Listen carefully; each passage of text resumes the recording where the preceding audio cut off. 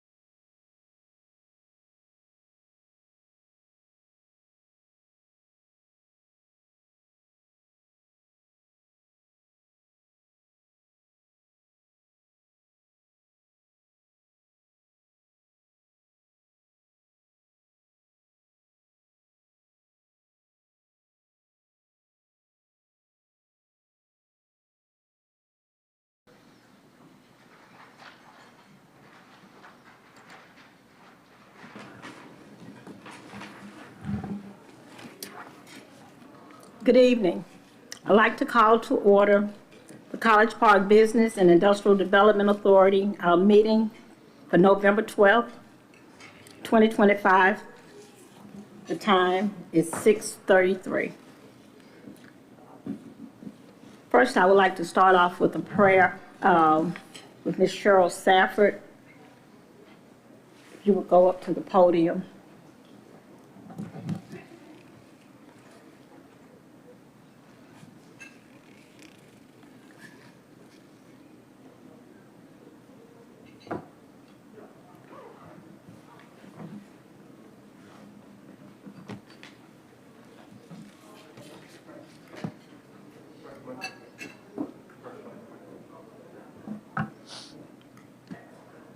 Let us pray. Father, in the name of Jesus, we just thank you. We thank you for the city of College Park being a blessing that only came from you. We thank you that every person that holds an office in this city recognize the fact that they work for you. They are anointed and appointed for such a time as this. We thank you, Father, for not allowing any division to be among them, because division and confusion comes from the enemy. And we speak peace over this meeting and over this city. Let every person remember that they are representing the people that live in this city. And we thank you, Father, for having a heart towards you so that we will all do right by the people that live here. We thank you, Father, for the respect that's shown to each and every member of the BIDA organization and the city councilman, mayor, and every worker that works in this city, that they're representing not just the city of College Park, but that they're representing you. And we just thank you for it, Father. We thank you that we will not be affected by the things that go on nationally, because we have your favor here in College Park. We thank you, Father, for us being a light to show other cities how to come together in unity and love with the respect for each and every one of us. Let us not get caught up in building a name for ourselves that we forget the purpose for being here. We love you, and we show our love for you by loving each other. We thank you, Father, for ordering the steps of every person in position, knowing that their steps are ordered by you. We thank you, Father, for giving them the wisdom and the knowledge needed to make good decisions and the best decisions. We know that you know the end from the beginning. And because of that, we should always seek your wisdom before making final decisions that will affect the lives of all of the people that live in this city, have businesses in this city, or just passing through. We thank you that each business will flourish because of you.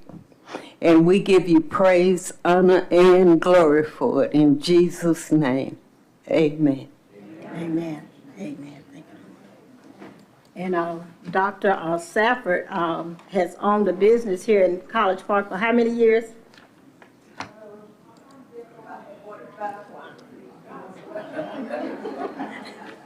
Woo, so, yes, 45 years. We said 45 years in business. Let's do the BIDA roll call, Secretary. BIDA Chair, Dr. Sabrina Willis at large. Present.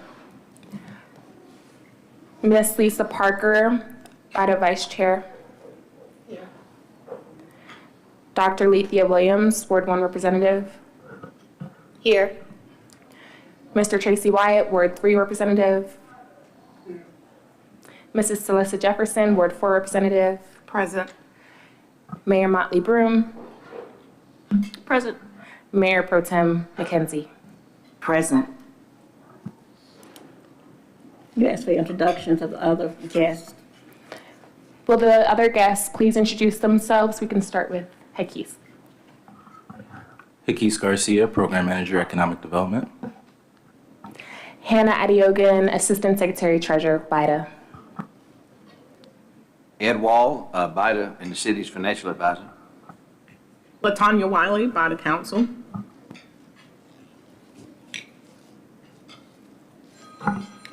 Yanous Bonner, Executive Director of the Gateway Campus. Pam Greer, resident of College Park. Olivia Dorsey, Legislative Aide to Mayor Pro Tem Jamel McKenzie. Ginger Melton, Main Street Manager for the City of College Park.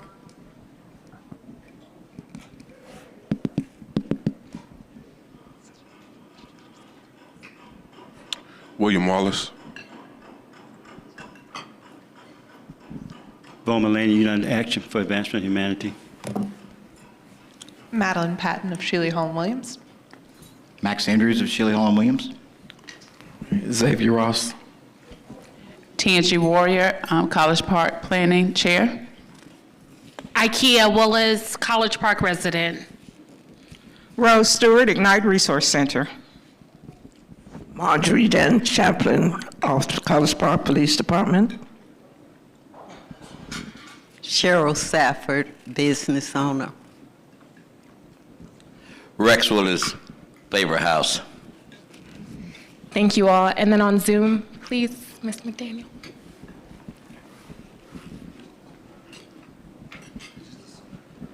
Okay. The stenographer's on Zoom, Ms. Linda McDaniel.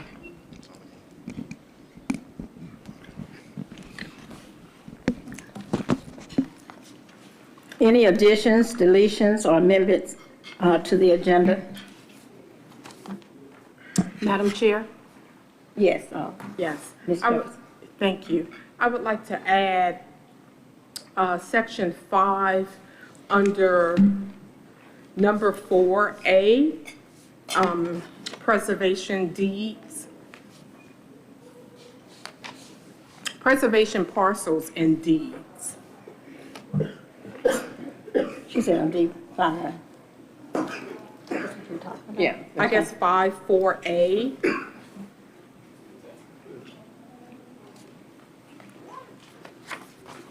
These are the historic designations? Yes, the historic designation, preservation.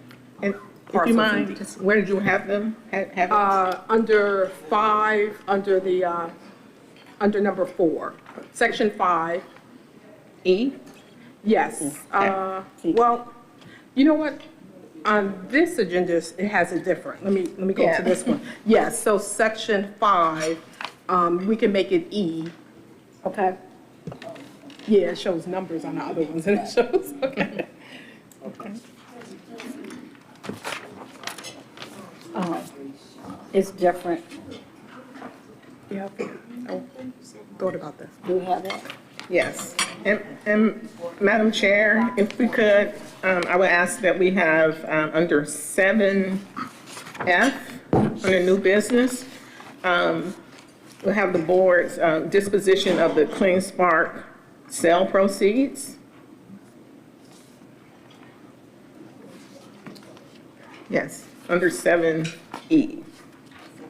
And then that'll be addressed in the 7G? announcements. It'll be 7F, I'm sorry. 7F is the request.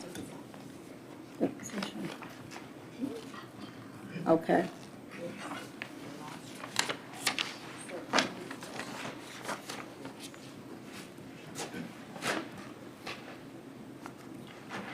Okay, approval of the agenda. Do you have a motion? Yes.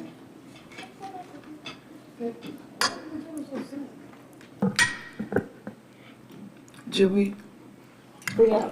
someone give a motion? Oh, okay. Yeah, I think we have a. Yes, Mr. Wyatt. I think I'm following now, but I don't understand. You gotta press your microphone. I'm trying to figure out why one agenda has numbers and the other agenda have alphabets. Because mine has alphabet. What do you Under 7-1, agenda here's got A, B, C, D, and E, and the one in my packet has got 1, 2, 3, 4, 5. Okay. That's probably because of Minute Track. Minute Track is the one that's from your packet. These ones are just the agenda that we give to the public and also the confidential agenda we give to you all. That might be the discrepancy. My apologies about that. So we're using, for purposes of this meeting, the enumerated agenda? Yes, that's the one you should follow, is the one that you have at your seats, not a part of the packet. We're following the one that was at the table, right? Yes. The one that was at the table, this is the one that we should be following. Mr. White, you good now? Yeah. If Madam Chair, if I would just restate what I understood the amendments to be, or the additions to be.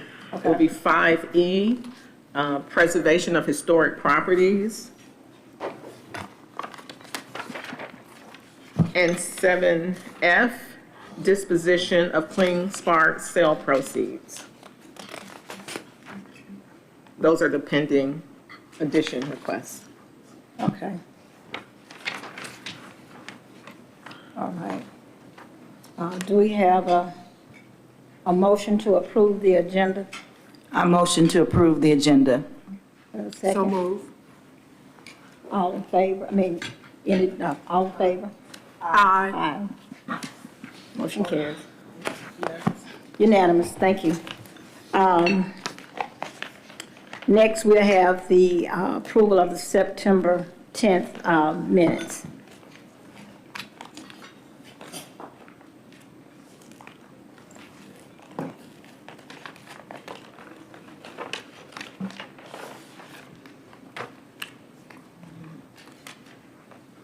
So move. Move. Okay, do we have a second?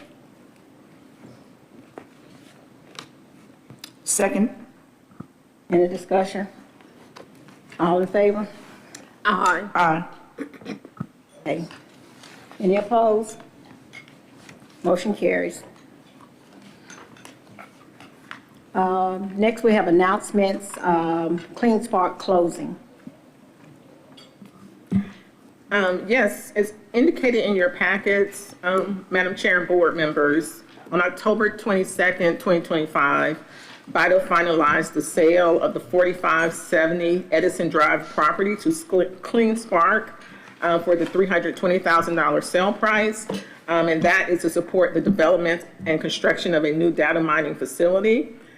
We will discuss the proceeds later, but you all have in your packet the closing statement. And as you know, the property we have a post-closing obligation. The original tract of land that exists at 4570 was split by the construction and widening of Riverdale Road. That was a statewide project. And the remnant parcel, if you look on your packet, I have the map on page 27 and 20. Well, it's pretty. Well, the map on page 27, it's a very wide view.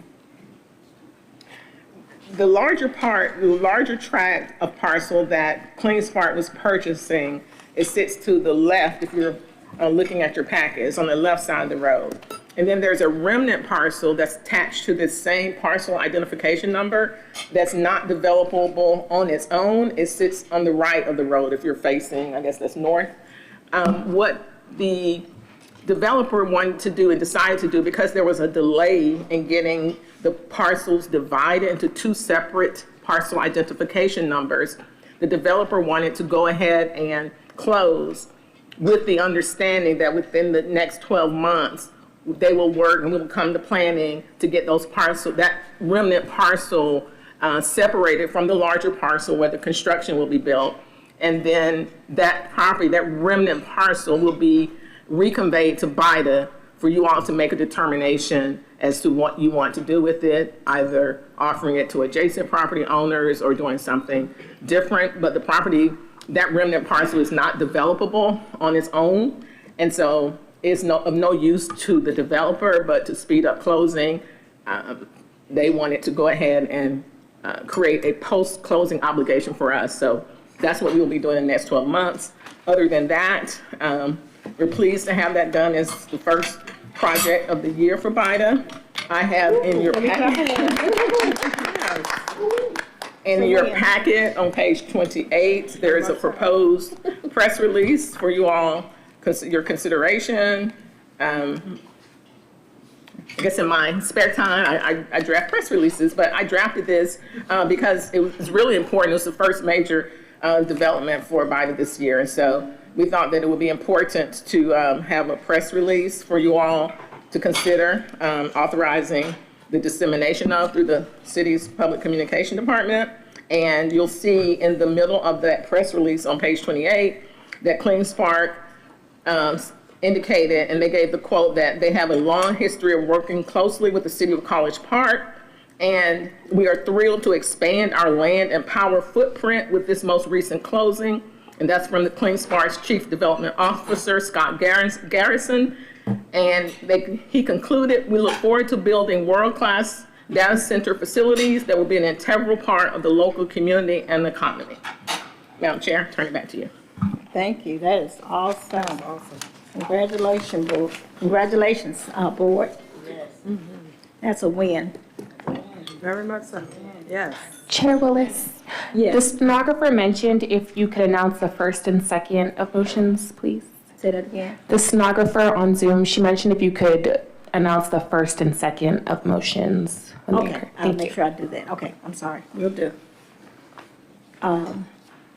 Next, we have reports and updates. The first one, we have College Park Main Street and local business update by Main Street Manager Ginger Melton, and clearly College Park Program Assistant Hannah Adeogun. Thank you.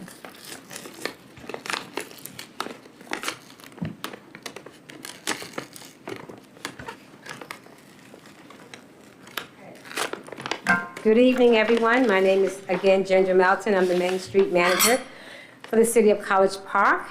And I would like to welcome Mayor and Council and the BIDA Board. Good evening. Good evening. Good evening. Put my reading glasses on, sorry. Okay, I would like to thank you for the opportunity to present today. I'm here to share updates on the revitalization of College Park. Let me get my clicker.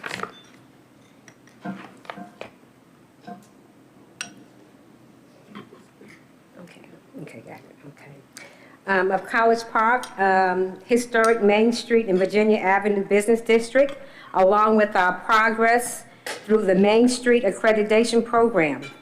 Let us explore our journey, achievement, and opportunities for collaboration.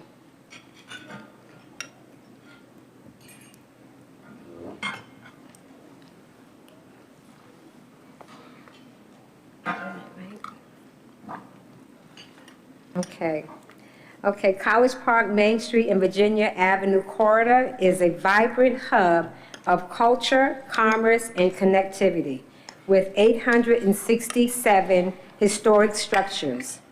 It's Georgia's fourth largest urban historic district. Its prime location near MARTA, the airport, and the convention center makes it ideal for residents, visitors, and entrepreneurs. The district blends historic charm with modern business opportunities, featuring restaurants, shops, civic buildings, and churches. Our mission is to preserve this legacy while driving economic growth. Okay. We also have College Park is proud for the Main Street. We're part of Main Street America. It's accreditation that I do every year to keep it accredited. And it's accredited community recognized for the commitment and preservation-based economic development. This status connects us to the national network and bring value benefits such as organization training, technical support, and greater visibility throughout Georgia and nationwide. Our program is built on 4 pillars: economic vitality, design, promotion, and organization. Through collaboration with partners at all levels, we're creating a map of advocate for an advanced and sustainable strategy for revitalization.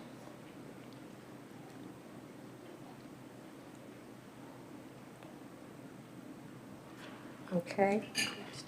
Did I click the button? Oops. Oh, I did. One more. Okay, right there, the next one. Right there, okay. Next there. Did it go back? I'm sorry. Right there. I'm not going to touch this. Okay. Lastly, we are proud to share recent wins that shows our impact. In February, we renewed our Main Street accreditation. FOA was honored for preserving College Park African American heritage. Our visibility has grown through events, online engagement, and expanded staff outreach. The facade program supported businesses on Main Street and Virginia Avenue. We welcome new ventures like C'est La Vie, Tea's Bar, and Get Fruity on Main Street. CPMSA supports a wide range of community initiatives across the wards. We participated in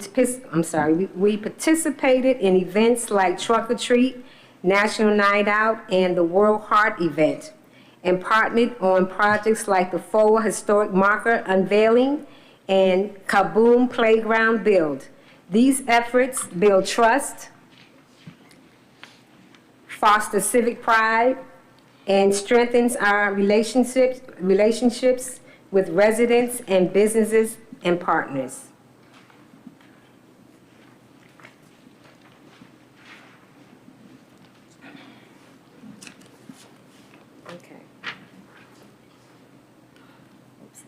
Okay.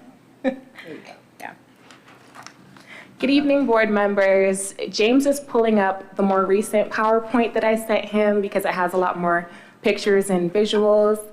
But I wanted to keep you all updated on the events that economic development participates in on behalf of BIDA in the city. My name is Hannah Adeogun, and I'm the program assistant for Clearly College Park and the assistant secretary treasurer for BIDA. As you can see through everything that Ginger also mentioned, the City of College Park is most definitely open for business, and you'll see that reflected in our weekly bustling and busy schedule. A lot of you joined us for the GICC conference in Savannah, which was an incredible first-time experience for me witnessing all of the excellence attached to economic development in Georgia. Clearly, College Park participated in the groundbreakings for the Paws on Main Dog Park and the Roderick Gay Botanical Garden groundbreaking. We had a plethora of notable guests, including the Fulton County Chairman, Mr. Rob Pitts, and a multitude of the Fulton County Commissioners and other stakeholders at the event. We have many distinguished partners in our global city, one of which are our neighbors at Aerotropolis. Clearly, College Park attended the Aero Honors with staff and Councilwoman Arnold as we celebrated our own Mayor Motley Broom. She got the Jacques P. Longino Regional Leadership Award, and it was an honor watching our very own mayor receive the award at the Delta Flight Museum. I hope none of you missed out on the Ward 4 Citywide Festival, because I know I grew up in a very, very small state, but that was the biggest festival I've ever been to. And it was all a testament from our incredibly hardworking city staff, city manager, vendors, partners, and of course our mayor and council. Clearly, College Park also joined Mayor Pro Tem and her team for a very informational site tour and visit at Avalon Alpharetta. People don't understand what goes into building an innovative, intentional, and inclusive city for the residents, and I appreciate every single opportunity that I'm given to get to study other successful and growing communities around us. This is not a full list of events we support and participate in, but we've worked with and are in the process of working with every single member of Mayor and Council to make sure economic development is thriving in and for College Park. So please let me know if you have any questions at all for Ginger or myself. And this is the first slide. So this is me and Queenie and Keisha at the Ward 4 Festival. That's one of the ribbon cuttings that we did at the Ward 4 Festival with Councilman Karn, Councilwoman Arnold, and Mr. Lance Terry. The one in the middle is the Paws on Main groundbreaking that we had. And then upper right corner is Mayor Pro Tem, and we were at Avalon. She was in very deep conversation with one of the representatives from the design firm that we went with. And then our mayor at the bottom corner with Mr. Shannon from Aerotropolis. And then the next one up top, that's the Roderick Gay Botanical Garden groundbreaking. Second one is another ribbon cutting we had at the Ward 4 Festival. Third one is our citywide job fair that was held on November 1st with Councilman Karn's team. And then the fourth one was when I spoke at the Paws on Main groundbreaking. So if you have any questions, please feel free for Ginger or I. Madam Chair. Yes, Yeah. yes, Mayor Pro Tem. I just want to say a very special thank you to both of you ladies. You've been working really hard. It's been exciting, all the things that have been accomplished in the last few months, and you guys are making it happen. We had all of us were together earlier today, well, some of us on digitally, online. We had a really good CPMSA meeting, and I am totally stoked. I'm excited about what we're going to be doing with economic development in this city. Main Street, y'all better get ready. Main Street, you may not recognize our Main Street. If it's up to the city manager, it'll be a new Main Street by December or before Thanksgiving. But we've got a lot of great work, and I'm just excited for this time. And I wanted to say thank you, ladies. You're beautiful. Thank you. Thank you. I'm excited too, I really am. Yes, it's gonna be great, yes. Yes. Okay. And a great presentation. That was awesome. Yeah. Thank you all for sharing. Thank you. Any other questions? Okay. Next, we'll have our GICC Arena Golf Course updates by Executive Director Yanous. Good evening, Madam Chair and Board. Just a little bit of GICC, for the whole month of October, we had Chick-fil-A in the house. Along with Home Depot, and toward the end, we did a special with Fulton County. But the revenue for GICC was $2.1 million for Chick-fil-A. So Very nice. that was a record-breaking month. Also, we had the Next Award, which was at the Gateway Center Arena. Next Award had social media hits that night, over 50,000 social media hits. And all was giving praise to the Gateway Center Arena. The Gateway Center Arena revenue was $103,000 for the month. The golf course, of course, was kind of slow a little bit, but it was $69,000 for the month of October. But some good news. Okay. The month of December, we picked up about 4 pieces of business. We picked up the Judge Penny Brown fundraiser. We also picked up SCLC Women's Luncheon. That's over 500 people. And we picked up 2019 Church for their Black Tire event. Oh, wow. And to round it off, we picked up Delta for their gala, over 600 people. Ooh, we are really. We are on the love move. it. Love it. Thank you. Any questions, Mr. Bonner? Great job. Thank you. Awesome. Next, we'll have the BIDA GIS report by Clearly College Park Program Manager, Jacques Garcia.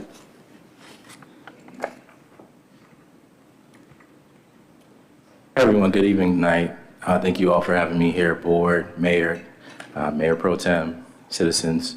Tonight we'll be talking about BIDA properties at update, main 4 properties.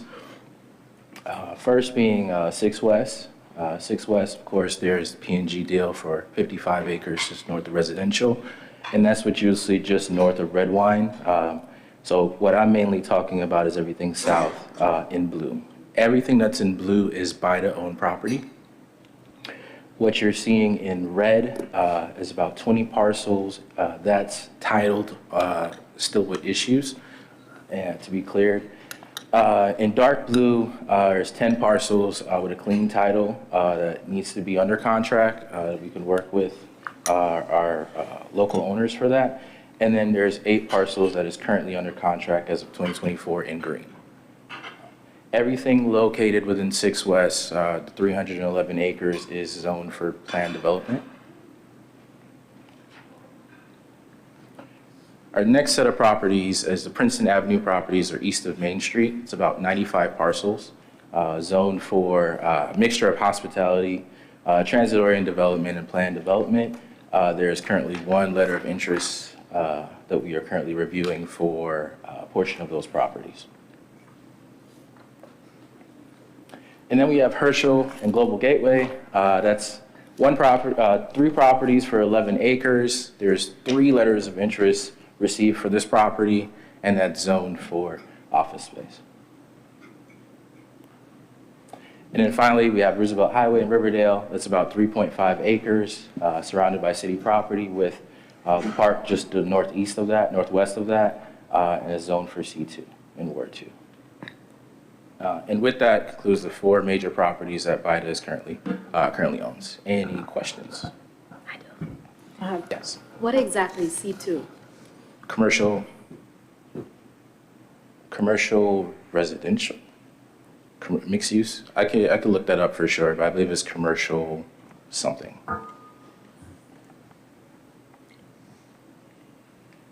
Any other questions? Madam Chair. Yes. Ms. Jefferson. Thank you. Excellent presentation. Thank you. One question. In regards to our tracking file for the parcels that are kind of in limbo, do you have any updates on those parcels? Are you referring to the 6 West parcels that are in limbo? No, there are some other properties that we haven't had any traction on. Okay. The contracts are just kind of, I guess they're on pause, or there's a few other parcels that we have that are, the due diligence and the contracts haven't moved forward. I didn't know if you had any information on that. No new information. We do keep a real estate tracking sheet or Excel sheet. But we can get together and I could pinpoint which exact parcels you're talking about and give an update. We do keep track with developers. It's the list that we had in our last meeting, if you go back to that tracking list. Okay, I'll check the one for September. Yeah. Okay. I'll check that one. Thank you. Get back to you. Excuse me. Any other questions? Nope. Okay. Okay, we're gonna keep you up there. Yep.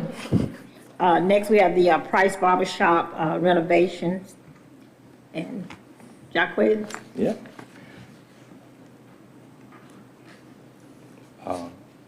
Might be a slight delay. Okay.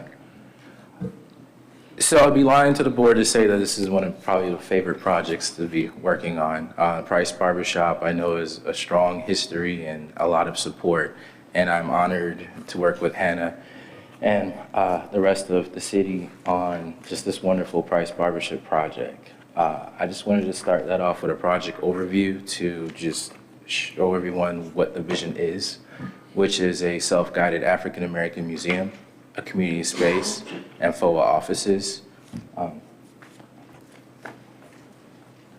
Currently with this project, there's two phases, or two buckets. The first bucket is stabilization, and then the second bucket will be design and construction. So currently, in your bottom left corner is actually the basement of the duplex. That's mold. It's currently a hazard, but it's been cleared out. And that's what we mean by a lot of cleaning and stabilization. In the upper right-hand corner was the condition that we found a duplex in. There were some squatters that were there over the years, and that has now been removed. And as well as the front of the barbershop itself, we're currently working with SHPA, Historic Preservation for the State of Georgia, on having it first preserved and then eventually having the patio portion removed. So we also found that there were several dead trees on this property, and so we went ahead and got that, went in through the permit process and got that approved and removed as well and preserved the trees that were still living. And then we also have the quality assurance project plan, which just means we submitted some documents to EPA to confirm that we are allowed to remove and do demolition on this property. So next steps, we completed the tree removal already. We did secure some historic approvals. And that process is 30 days, and so we're about halfway through that process, hearing back from the state. There will be an abatement in December, and we will submit site plans for the permit to do a partial demolition of that patio for the barbershop. And then we will start exterior demolition sometime in December to January. And also I will have a bid written up for design and construction to put out for Price Barbershop. And then we will transition into that construction phase in early 2026. It is important to note that it's a bit of a holdup in the current timeline that we have, given that we submit our reports, our QAPP reports to EPA, and there's currently a government shutdown. So we are working with what we can do, as well as our rep for EPA until that goes back into play. Everything else we're able to do continuously at the moment. Any questions? Any questions? Okay. Well, thank you. Thank you, Jacques. Next, we'll have the preservation Price Barbershop with the historic properties. Attorney Wiley. Thank you, Madam Chair, board members. James, I emailed you a map a moment ago. Can you pull it up? You see my email with Tanya Wine? Yes, sir. Thank you to Board Member Jefferson for bringing this back full circle so we won't go a year without taking care of this. It's my understanding, board members, that this body had previously made a decision to place certain properties, including Price Barbershop and certain properties surrounding it, and designated as a historical designation. And in your executive summary, you see that there is, as referenced, there are about 5 parcels total, and I believe we want to add an additional parcel. If you look at your map that's in your packet, which James is going to pull it up, but there's a map showing the parcels. It's folded. And you will see that there is the Price Barbershop and the duplex. It looks like it's on one parcel. It could be the property line of the duplex appears to be going over to the adjacent parcel. And I believe that I got information that the third parcel should be included within this particular designation because you want to preserve a certain amount of space and distance from the Price Barbershop and its museum so that you can, for future growth. Also across the street, you'll see there are 3 parcels that appear to be of paved properties, and understand that's going to be designated and included within this scope of what you all will be considering tonight in order to have parking, sufficient parking that will be dedicated for the use and access to the historic designations and to the Price Barbershop Museum. You have it, James? Do you see it yet? Okay, thank you, thank you. I just wanted the public to be able to see it as well. So what's the legal authority for moving in this direction? You know, the Georgia Uniform Conservation Easement Act allows public bodies such as BIDA to grant a conservation easement in order to preserve historical, architectural, archaeological, or cultural aspects of real property. So by resolution and a recorded deed restriction, you may, if this body chooses, impose a perpetual covenant that will preserve the historic, cultural aspect of this most important property. It will run with the land, and it will remain binding throughout the in perpetuity, unless and until this body does something different. What is before you to assist in that, as you can see that, and the public can see on the screen, you'll see what appears to be just a building, and that's the duplex and the barbershop. It looks to be on the property line, right at the property line of the adjacent parcel. And then, as I understand that, we want to include the third parcel to the left. Across the street, you see the 3 sort of clear properties. That is the parking area. The third parcel, parking area goes way down into some wooded areas, so it's a bit larger than the other 2 parking properties. But before you, and maybe I'll just stop and ask if there are any questions or concerns before we take any action on reading the Declaration of Historic Preservation Restriction that's in your agenda packet tonight. Does anyone have any questions, concerns?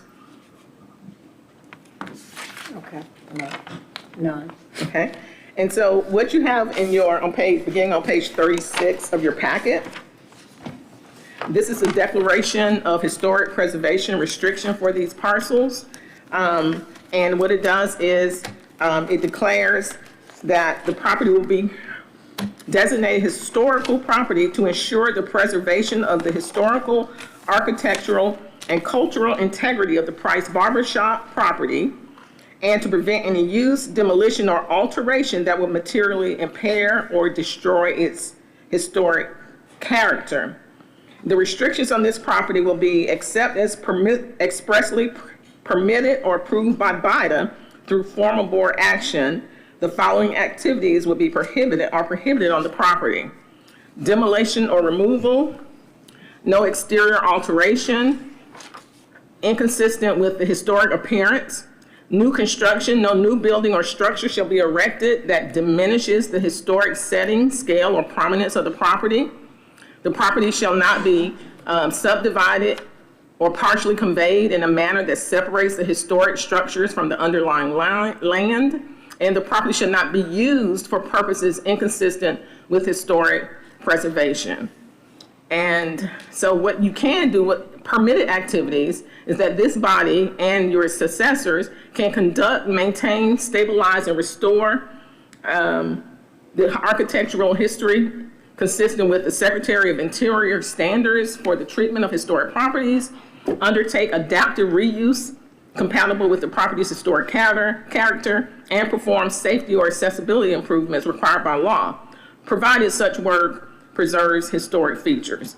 And as the holder and title holder and owner of this property, BIDA will be the holder and the custodian of this restriction, and BIDA through its board or designated representative. You can also have a designated representative. We might want to talk a little bit about that. Your representative or BIDA can have the right to enter the property, require corrective actions, and seek legal relief in the event that someone is taking action adverse to these restrictions.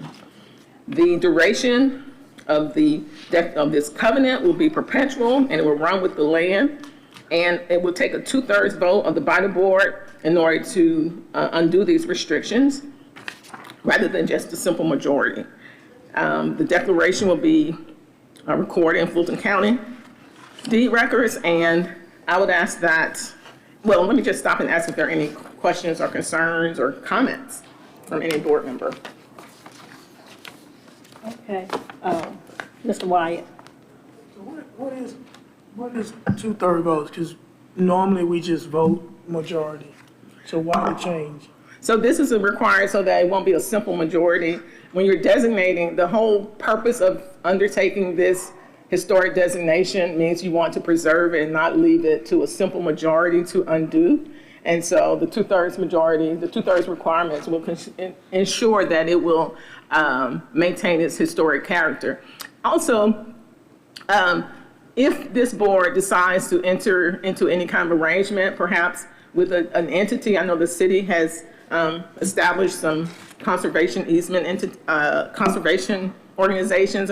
I'll let the Mayor Pro Tem and Madam Mayor talk about that to a certain extent. But let's say BIDA wants to enter into that agreement. While BIDA can go ahead and seek out grants for these kind of properties, your agent can do so too. So it will be hard for us to get grants from the federal government if it was very simple, by a simple majority, to take away this designation. So it gives assurance to the folks from whom we're seeking federal grants or any type of donations that this property we're seriously serious about having this designation, and it won't be easily taken away by just a simple majority. Okay, I heard what you said. I'm not sure if I totally agree with all of that, but okay. Okay, Dr. Williams. Attorney Wiley, Yes, ma'am. excuse me. Yes, ma'am. I'm having a little bit of a headache, so I may not understand. Sure. Can you please tell me, this document, right? What's the purpose of it? After we voted and all of that, does it get filed with Fulton County?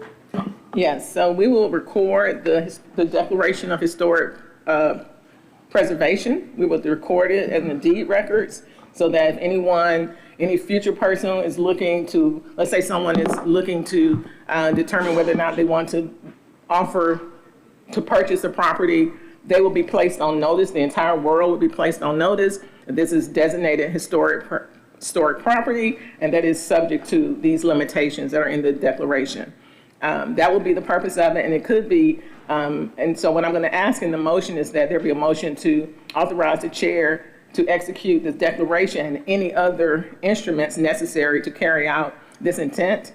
There are, as you can see on the map, there are several different parcels of property, and the conveying deeds to BIDA came from the city of Atlanta, a lot of them, and they were in an omnibus, what I call an omnibus deed, where it's like one quitclaim deed that has 20 parcels of property, parcels of land on it.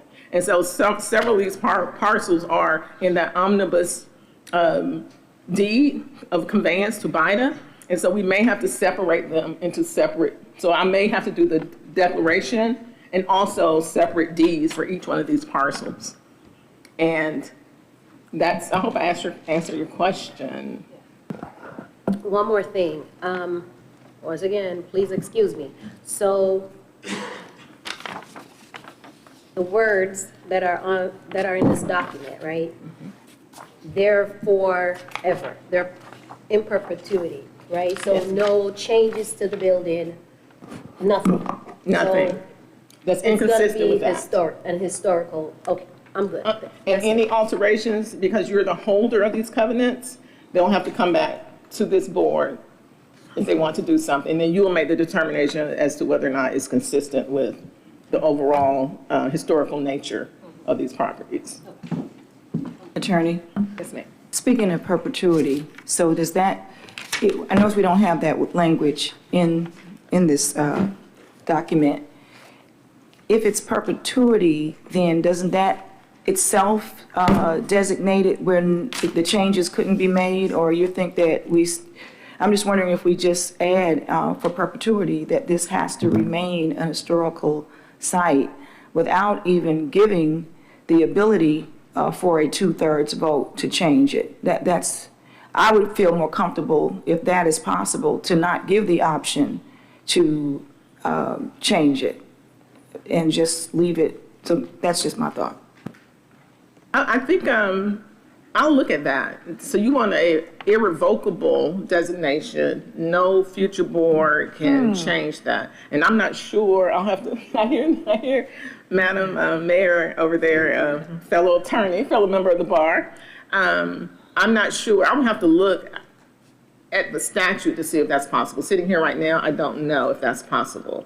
Okay. But to the extent it's allowed by law, if this body wants to include that in the motion. For perpetuity. For perpetuity without any future, but you never know what's gonna happen in the future. I guess that's what people will say, how we will look in 50 years, 60 years.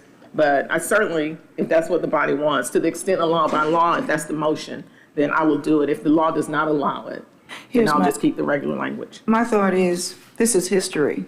This is not a project that we're undertaking and we don't know what the city's going to look like 30, 40 years from now. This is one of the last pieces of property that depicts the African American experience and the history of African Americans in College Park. I know that we have homes that are historic. They have been, and no one can come in and change that designation. So either we go for the total historic designation going through the Georgia Preservation, whatever we need to do. I'm not comfortable with a future board being able to have the option. So I would like to look into whatever is necessary to assure that this can never be anything but an historical designation, similar to the rest of the historic. We're not going to change historic College Park. We're not going to change the homes on Rugby or Mercer or Cambridge, no matter what happens. No matter what happens. Yes, ma'am. Madam Chair. Madam Chair. Madam Chair. Okay. Which one was first? I looked at you first. I don't know. Okay, Ms. Jefferson first. It's your card. I saw Okay. you first. Thank you, Attorney Wiley. I really commend you for doing this extensive research because my main question, I proposed this question to the board 2 years ago. Well, basically, since when the board initially approved the preservation. It is so imperative. We're now working with the FOIA group to protect that 1 square mile interest in the historic significance of what occurred with those African American residents and business owners. And it's so important after doing all of this work, after creating the markings, after doing, starting the renovations process, that someone can come behind and immediately sell it. So that was always my question. Where are the deed in the conservatory easement, conservation easement, in order to restrict the deed that these parcels remain in a preservation and historic state? It's very similar to the homes that you may see on Rugby that have historic landmarks on them. Historic landmarks are very, they're very important because what happens is eminent domain cannot be submitted on those properties. Now, I know that we consider a certain district as historic, but a lot of our homes throughout citywide are in that historic position, but they are not identified on a federal public record that they are historic landmarks. And that is what we're trying to protect here. I commend the BIDA board for creating a preservation act that we can look at these properties that are in our wheelhouse, and we can do what it takes to preserve them through eternity, as far as I'm concerned. Yes, perpetuity, exactly. But the significance is very important. I know that there was a challenge that certain board members were concerned, well, the markings are there. The markings does not do enough to prevent the land from being sold after all the work has been done to preserve it. But I just wanted to commend you, Attorney Wiley, for fulfilling this due diligence that we have been asking for years. Well, thank you for giving me the information and all the historical information you gave me to help me get up to speed on what you all wanted to do. So. Okay, thank you. Madam Mayor. So a couple of thoughts. One, I simply don't know if we can legally bind a future development authority. I agree that I think the intent of this body is certainly to preserve this for historic preservation. I don't know that we can dictate what a development authority 80 years from now does. I just don't know if we can legally do that. So I certainly want to do whatever we can within the bounds of the law to protect this as a historic designation and preserve it for that. But want to do that within the bounds of the law. And secondly, I have a question about the land that is east of Conley and its historic relevance, the parking lots. What's the last three parcel numbers? 522, 530, and 548. Certainly understand 431 and 449. So you're talking about the parcels, the parking. Yes, yes. You just clarify.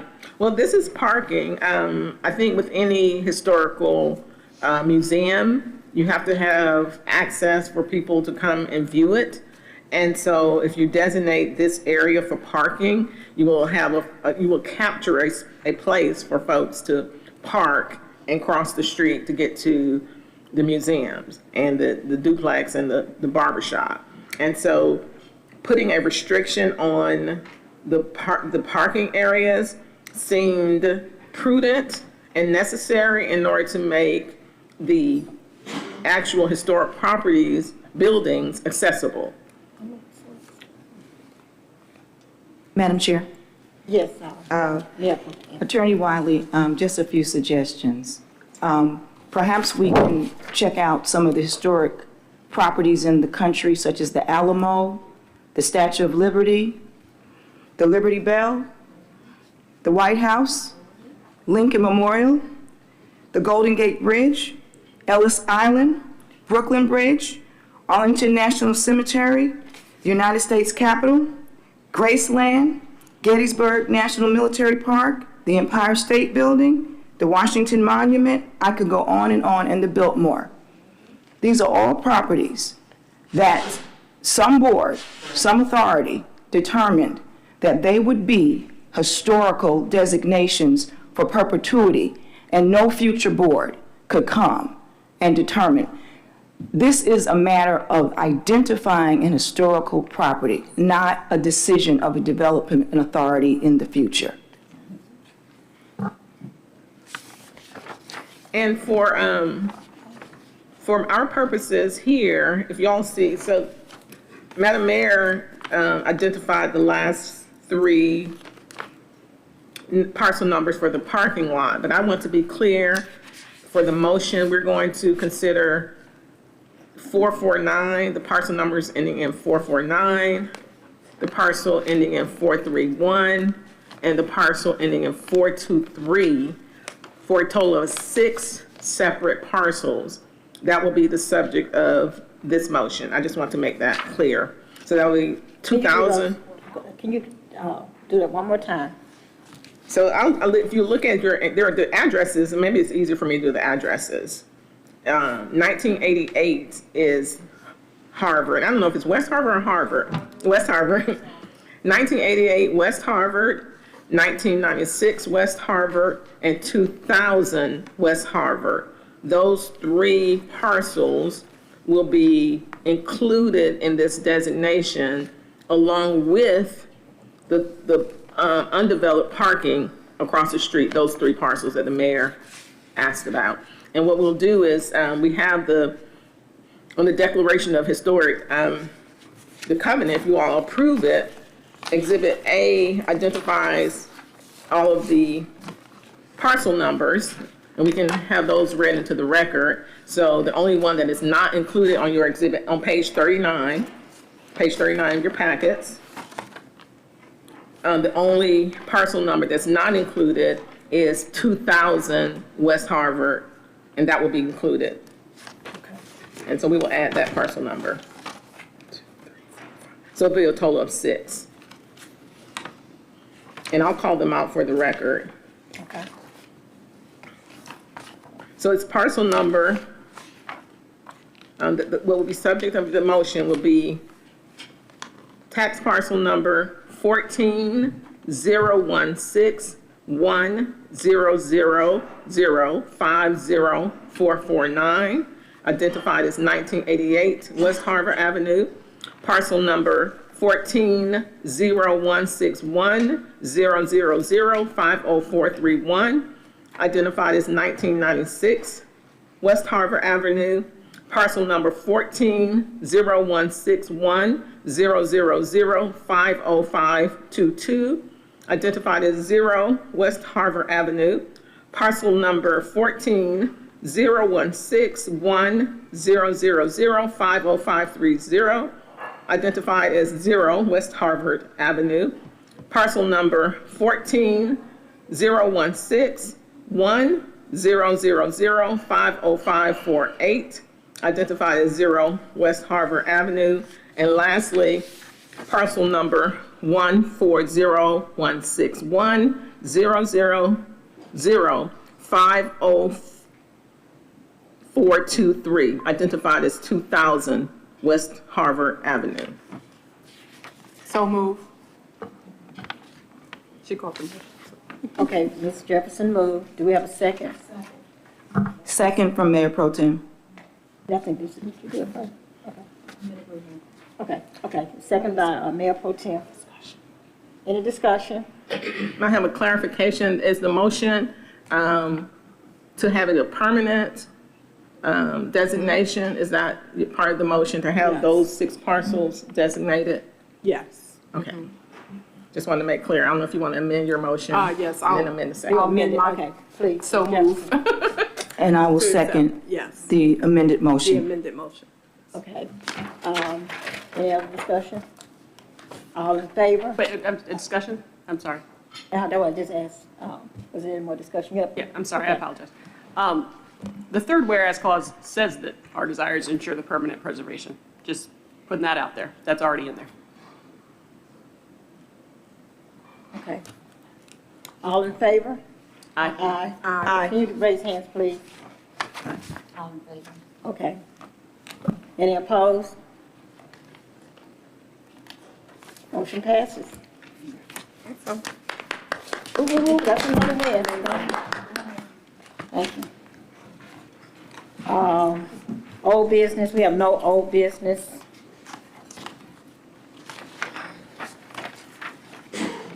Got new business, consideration of a request for city attorney to approve a quitclaim deed to the city of College Park regarding the FAA Regional Office located at 1701 Columbia Avenue. That's College Park, 30337. Attorney Wiley. Yes, Madam Chair. Okay. I think I missed, I either wrote something in the wrong place. I had something called Clean Spark proceeds. Is that gonna be discussed somewhere else? It's somewhere else. Okay. It's under 7. Okay, we want to move that to It's 7. 7F. Okay, got it. 7F. Okay, got it. And this, Madam Chair, members of the board, this quitclaim deed was prepared by the city attorney's office and provided to me with the request that I presented to the board for approval. This is the FAA building. Apparently it's located across several parcels and addresses. I see 1701 Columbia Avenue and 0 Princeton Avenue, College Park, Georgia. There is a long-term lease. There's some type of financing that made this property be placed in BIDA's name. I'm sure Ed Wall can give us the history on that. And apparently it's time, or the request has been made for BIDA to convey it back to the city. And Ed, if I'll rely on you for some historical information for the record. Sure. So all you all know, the way BIDA works is the property is titled in your name, and then you lease it back to the city, and then the city makes payments on the debt.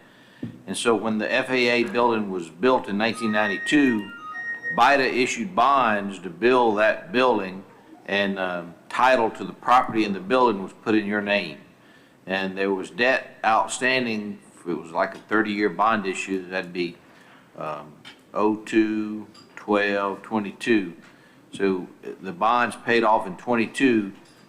You all did various other bond financings for renovations and improvements and expansions that they made at the FAA facility, and title continued to be in your name. The intergovernmental agreement between you and the city said when all the bonds are paid, the title would go back to the city.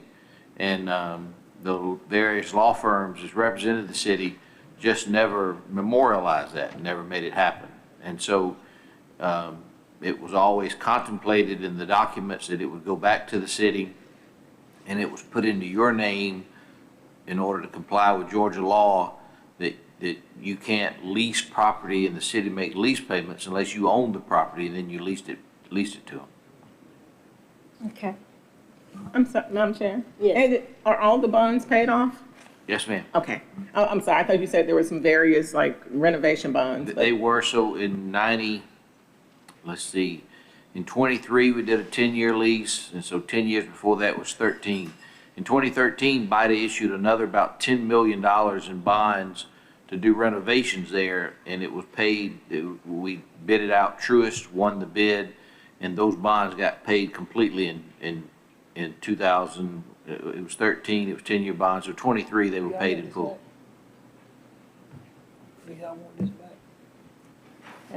Madam Chair? Ms. Jefferson. Yes, Mr. Wall, question.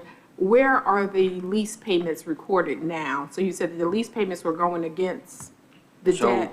So the city has a FAA fund, just like they got a BIDA fund and a general fund. The revenues go into the FAA fund. They used to take money out of that and pay the debt service payments on the bonds. Since 22 or 23, the money is no longer making debt service payments. And so one of the buildings over there is leased to the FAA for about $3 million a year. There's a smaller building over there. It has a lease rate of $400,000.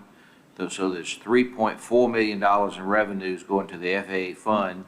The expenses, electricity, janitorial, all the expenses, and then the city transfers $1.1 million a year, and they have forever, to the general fund to pay for police and fire and code enforcement because the federal government doesn't pay taxes. And so the FAA fund is break even. And that was the way that the city landed the FAA building in 92. They bid it out to a bunch of communities, and College Park came up with this idea: we'll lease it to you at our cost. And so the price per square foot on that big building, the one with $3 million, is $12 per square foot. The small building is $7 a square foot.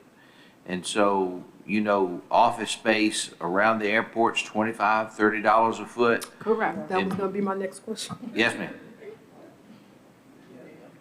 And so just when the lease is up in 2033, the city may want to explore selling that building for, what's it worth, $100 million? I mean, it's a big, big number because it's so many square feet. or leasing it out at fair market value. Okay, Dr. Williams. So this question is for Attorney Wiley and you, Ed.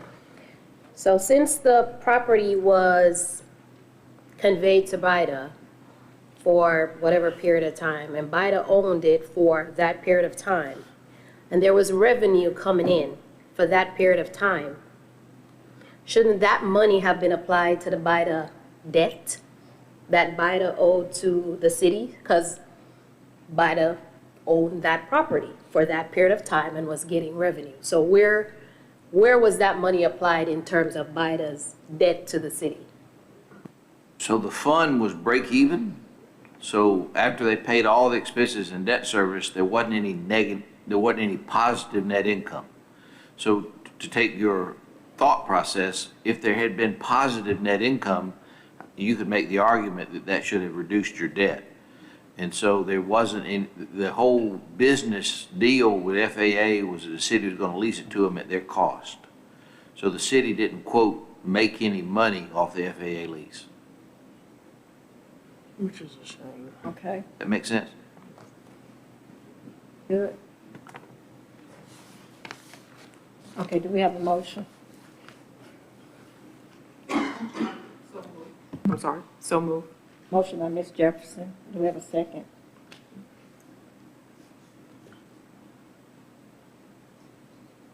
Second.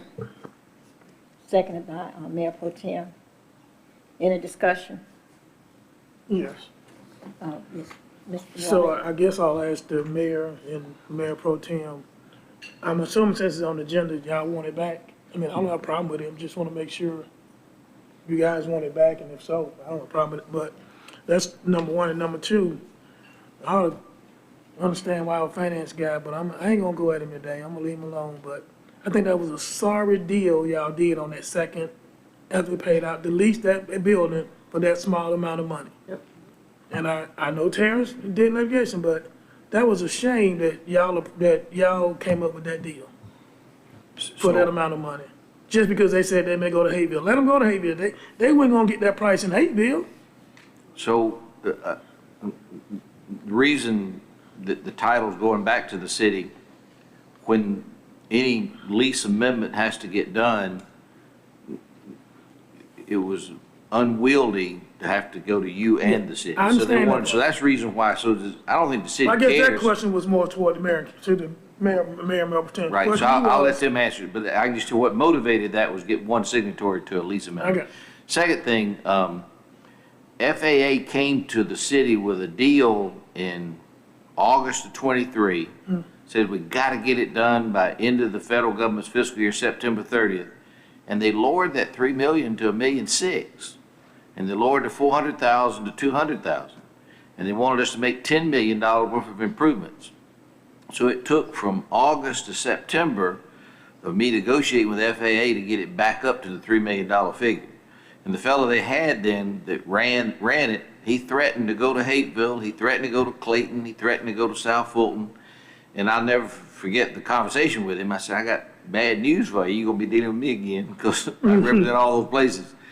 And so you're right. I mean, we should have gotten a better deal, but the way they negotiated it, they started off, taking my leg, and I wound up giving it to them from the knee down. And so, I didn't do as good a job as I should have done. They got 3,000 or 4,000 employees over there, and the thought process by Mayor and Council at the time was, we want to keep those 3,000 or 4,000 people here. Remember, we had just come out of COVID, 20 to 22, and so... all of them go to Chick-fil-A in Hayville to eat. Well, so, you're right, it should be a better deal. Okay, thank you. Okay. All in favor, by raising hands? I guess if they want it back, I don't have a problem with it. Did she ever have a Any motion? opposed? Okay. Okay, motion passes.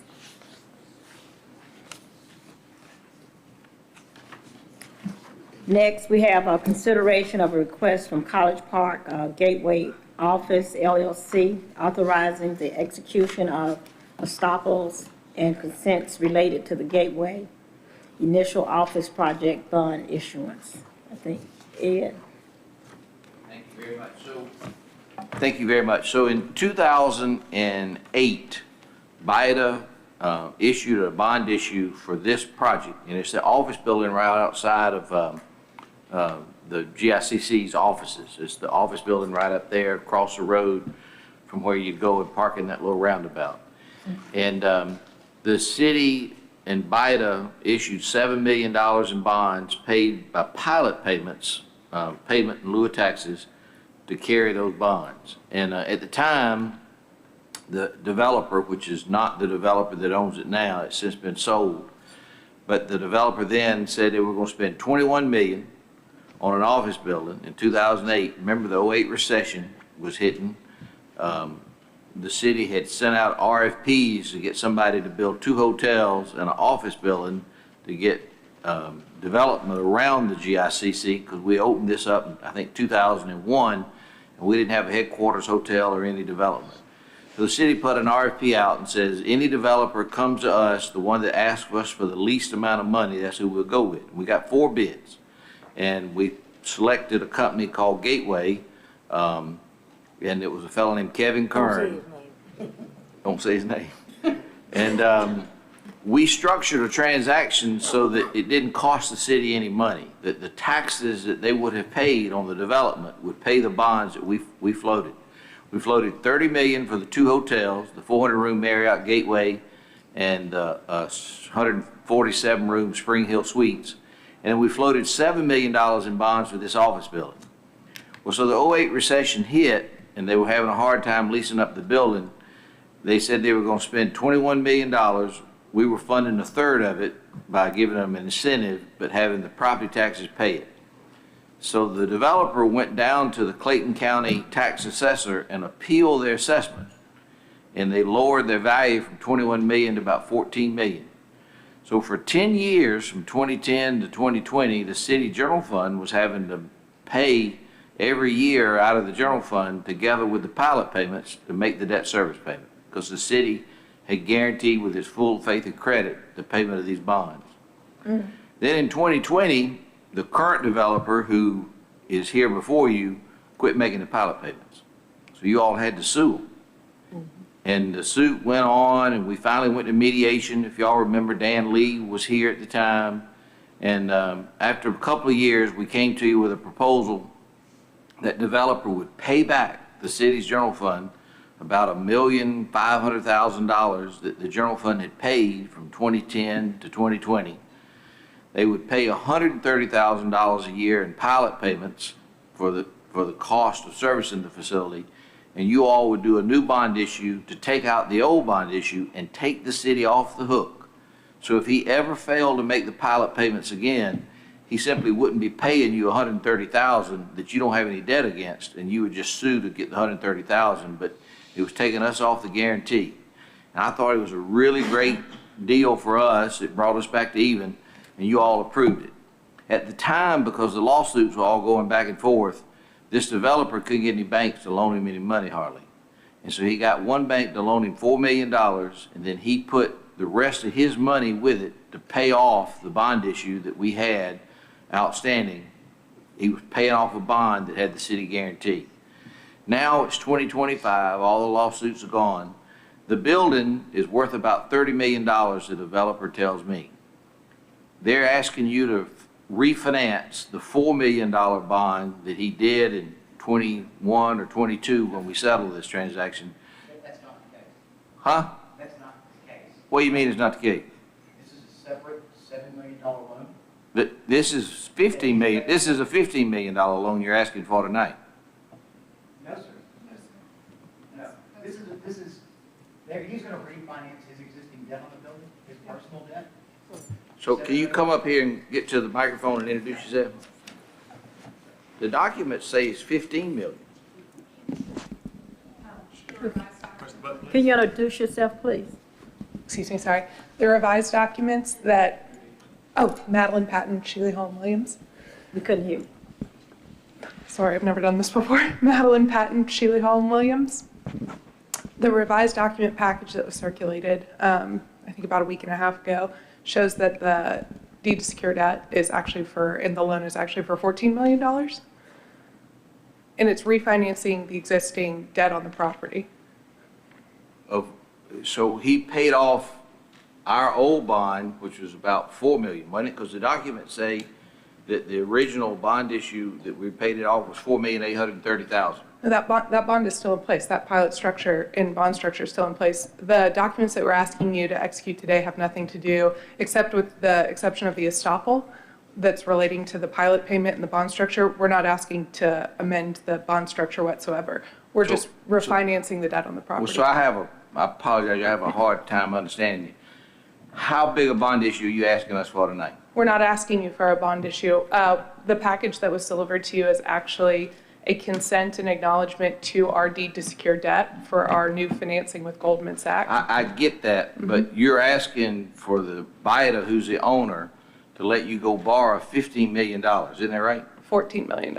And the reason for that is Richard Founds, the owner, if I'm saying his name right. Yes. He had to fund all of that out of his pocket. And so now he's taking equity out of this project because he now can get a bigger loan than he could have when the lawsuits were going back and forth. Is that not true?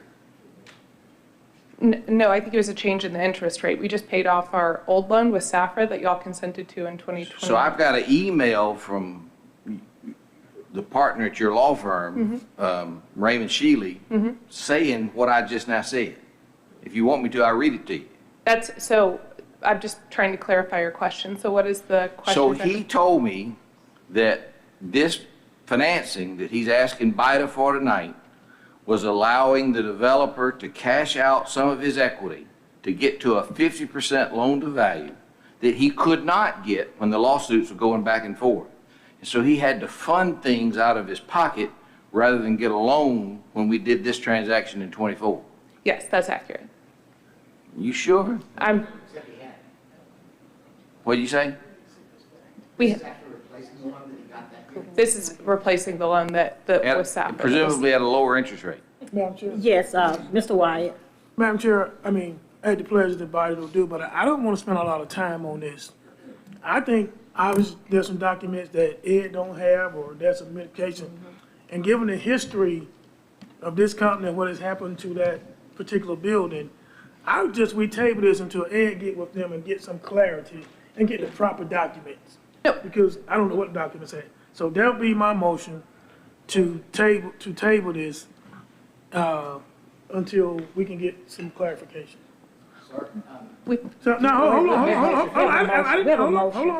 You out of order, sir. I'm sorry. Hold on. Madam Chair, that'll be my motion. Okay, do we have a second? Just to be clear, we presented this package to Attorney Wiley, and your bond counsel has also reviewed it, Earl Taylor, and has reviewed all of the loan documents and inclusive of the estoppels that we're requesting and the acknowledgement consent to the financing documents that we've requested. And he had reviewed them, had provided comments. We incorporated his comments with the permission of our lender, and we've come back. So the documents that we presented today have been reviewed by the bond counsel and Ms. Wiley. Yes, but I rely heavily on. Oh, it's a second. You're going to ask for discussion? Yeah, Okay. so we're in discussion. We had discussion. Oh, there was no second? Yeah, it was. There was a second. Williams. Dr. Williams second. Oh, I didn't hear him. Okay. Okay. Okay. Attorney Wiley. Oh, just to respond, Madam Chair, yes, in your packet tonight, further down, there's going to be an invoice to approve because Earl Taylor was the bond counsel who was involved in this early on. But I will say that I unequivocally rely upon Ed Wall's financial advice and on these matters. I don't give financial advice. Ed does, and my understanding is what Ed described earlier. So I'm surprised about the confusion tonight. So I think it is a good idea to table it. Okay. Ms. Jefferson. Madam Chair, Mr. Wall, so my question is, so when we received the settlement, that was about $4 million, right? All total, yes, ma'am. In total. So technically, they're asking us to incur new debt for Allow them to allow them to refinance what they had to pay out of their pocket. Now, how much interest are we going to earn from this? So you understand it, we weren't like their lender or their bank. We simply hold title to it so that they don't pay property taxes. So they got a tax abatement. They're paying us $130,000 a year as a pilot payment. And so when we do a tax abatement transaction, you hold title to it because by operation of state law, property you hold is not subject to property taxes. And then you negotiate a pilot payment with the developer. You lease the project back to them. And so when you lease it back to them, they're for all intents and purposes the owner. And so if they want to borrow money, not borrow money, whatever it is, that's their business. They don't have to come to you to do it. However, if they want to go and borrow money, they have to run it through you because you hold title to the property. And so, so this is, okay. So it's all their business. It ain't got nothing to do with us. Okay. Now that makes it more clear, because I thought that we were doing okay, I thought when you said they were asking for a bond. Well, so what they're doing, and Madeline was trying to correct me, it's a loan that they're running through you. It is not a bond. Oh, it's a loan, okay. But it's a loan, and so he simply is refinancing a loan he already has. And the documents say it's $15 million. Madeline says it's $14 million. But he's gotten a deal from Goldman Sachs to loan him $14 million at presumably a lower interest rate than the one he had. And they have to run that through you because you're technically the owner. The owner. Okay. And so we agreed when we did the transaction that we would be reasonable in operating good faith to approve all the stuff that they brought to us. And it's a shame that Madeline and I, and I apologize, sir, I don't know your name, that we got crossed up on the explanation about it. But it is a loan that has to run through you because of you're the owner. And we're not loaning them money or anything like that. Okay. And it was me trying to just explain to you why the developer was doing that. And Raymond Shealy, who works with them, had given me that reason. And evidently you said what I said ain't true. Okay. All right. Okay. Yeah. You got confused at the beginning. And one last thing. I call for the question. I know, one last thing. All the documents are in good order and ready to go, but if you all don't feel comfortable with it and you want us to come back with a well-oiled machine, we'll do that. Madam Chair. Yes, hold 1 second, Councilman.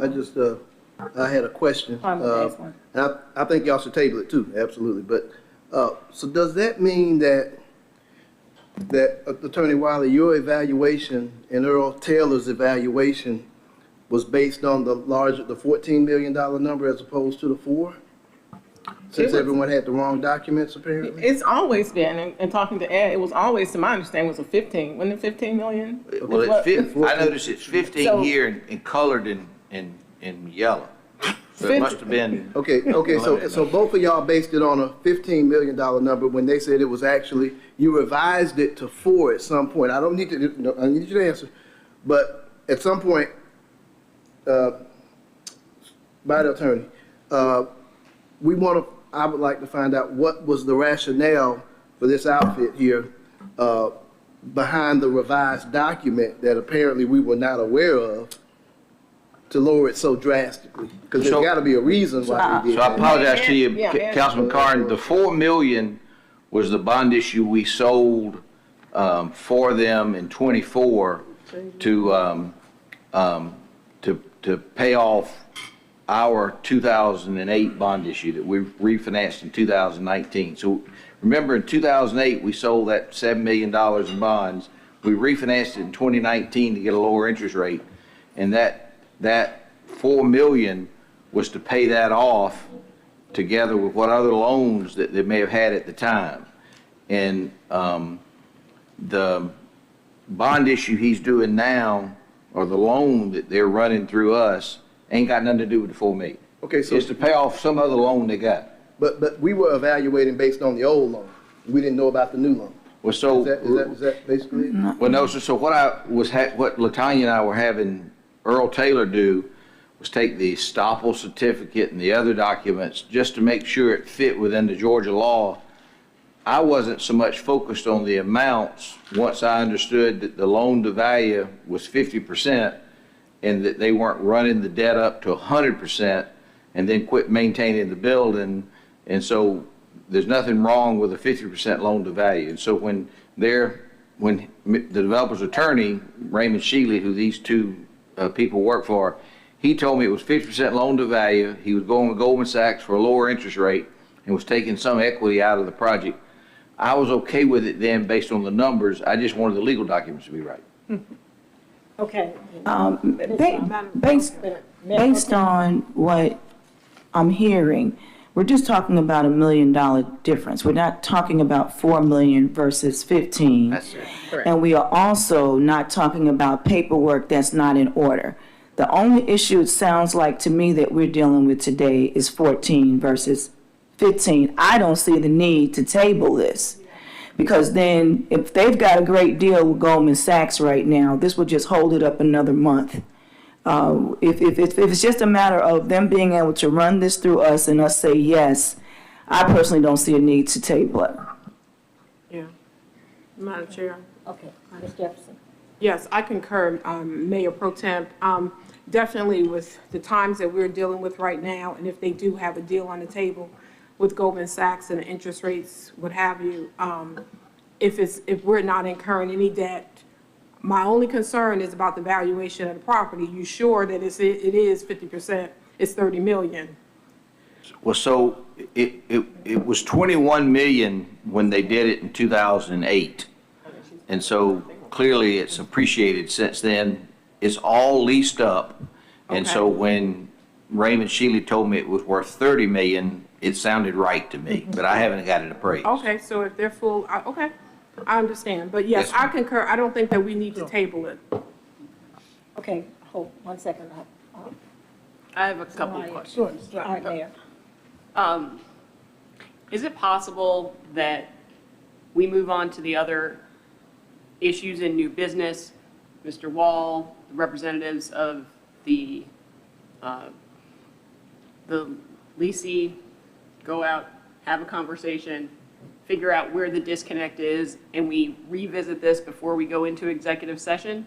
So if there's an opportunity to clarify this, it's not happening in the midst of this. And number two, I think this was supposed to be on our agenda in October. Yes, ma'am. So I understand that the time is probably of the essence for the parties involved. Is that true? Yes, ma'am. So if we can have, if y'all can take about 15 to 20 minutes to figure out where the disconnect lies, and we bring this back up, and everybody can be satisfied that we're all on the same page, it may help us move forward tonight. Okay. So, Mr. Finance, Mr. Wall. Yes, sir. You know, couldn't you or Earl did some kind of appraisal or something other than just taking their word? Because their word ain't been too good in a lot of instances. So why didn't y'all take the step to verify what they said? Well, so for me, because we're not their lender, I just wanted to decide that they weren't loading it up with so much debt that the project might get in trouble. That's what I'm saying. And so I know it was worth 21 million in 2008, and it wasn't leased up back then. That's what they put in it. And so it's fully leased. I didn't have any problem believing that it was 30 million. Of course, it's 14 million now, right? So that'd be 28 million. So I didn't have any problem believing that, but I didn't have it appraised, but appraisal costs money. And so I could get it done if you wanted me to. I got comfortable with the numbers. But you do remember one developer telling us it was worth so much money, went down and had it evaluated, and it was a whole lot less. You do remember that, don't you? Yes, I do. That's what I'm trying to avoid. But they do what they want to do. Madam Chair. I'm just trying to avoid that. But and one last thing, this time we aren't guaranteeing the debt. Okay. That time we were guaranteeing the debt. Madam Chair, that was a question that I was going to ask. From my understanding, the only thing that we're being asked to do is allow them to do what they're going to do. They hold full responsibility for the repayment of this loan. So if for some reason they can't pay it back, it's not on us. And so I don't think I think we're getting caught in the sticks. I believe that my recommendation would be to approve the documentation with the change made to the 14 million rather than the 15 million. But I think that we could approve this tonight and then allow the chair and the attorney and Ed Wall to just make sure that you're working with the organization to get the number right. Madam Chair, Yes, yeah. are you okay with 14 million even? Because you can't go above that. Yes, that's the amount of the loan is 14 million. 14 million even. Yes, sir. Thank you, Madam Chair. Is it possible for us to revise the motion? Yes, because we had a motion and a second. That's for a ton. Well, there's a motion and second on the table, so it'll be up to Board Member White if he wanted to amend his motion or retract it. Otherwise, we have to take a straight up and down vote. Okay, well, I'll just let the board vote it down if they want to, only because of my history. And we've been taken more than once on this building, so I'm not gonna change my motion. The board can vote it down and come back with their own motion. Okay, that's it. We're gonna take a, I'm sorry. Can I just ask one Mr. more Conner. question? Ed? Yes, sir. You know, I know you're taking a look at this thing. I mean, going by that logic, what's to prevent them from going back to the Clayton County Tax Digest and doing the swappity-do again? They could, and it ain't gonna affect you in the slightest. They could, and it won't affect you in the slightest because you don't guarantee this loan. This loan they're taking is not payable from pilot payments. It's payable from the rents they get out of that office building and maybe some corporate guarantee or personal guarantee developer gave. The good thing about this is you didn't guarantee the debt. So if they go there, it won't affect you. So if they get a lower Clayton County tax evaluation at some point, you're saying none of the numbers would change? None. In fact, when we did the 04. Like what they did before? Right. When we did the 04, the $130,000 a year they pay us, I fixed it so that they couldn't do that again. So if it lowers, you're going to still get $130,000 a year. But is it something in that document that gives us no exposure whatsoever if the Clayton Tax Digest dips and they go back and get another assessment? Well, it's the loan that they're doing is not structured that way, so you're not counting on them making you pilot payments for you to pay their loan payments. But there are words in the document that say you're in no way, shape, form, or fashion obligated on any of the debt. All right.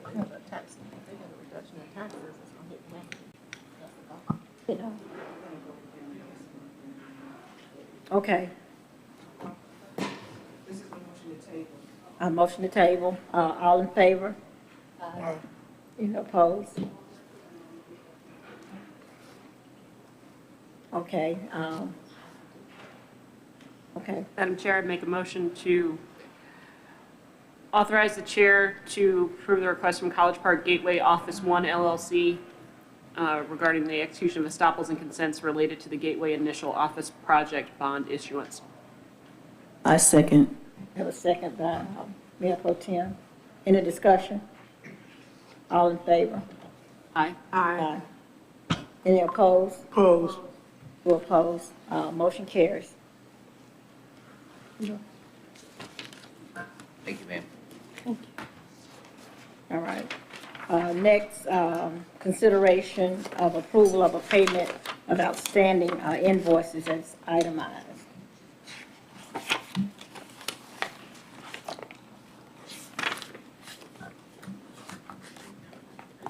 You got it, Hannah? Yeah, I can talk about that.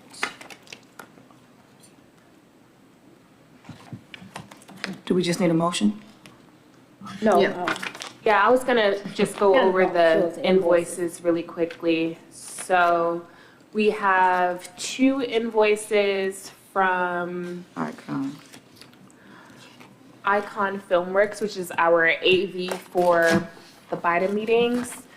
These invoices are increased because they have to run out individual equipment, and because they're not working with the GICC, it is elevated numbers for both of the September and October meeting.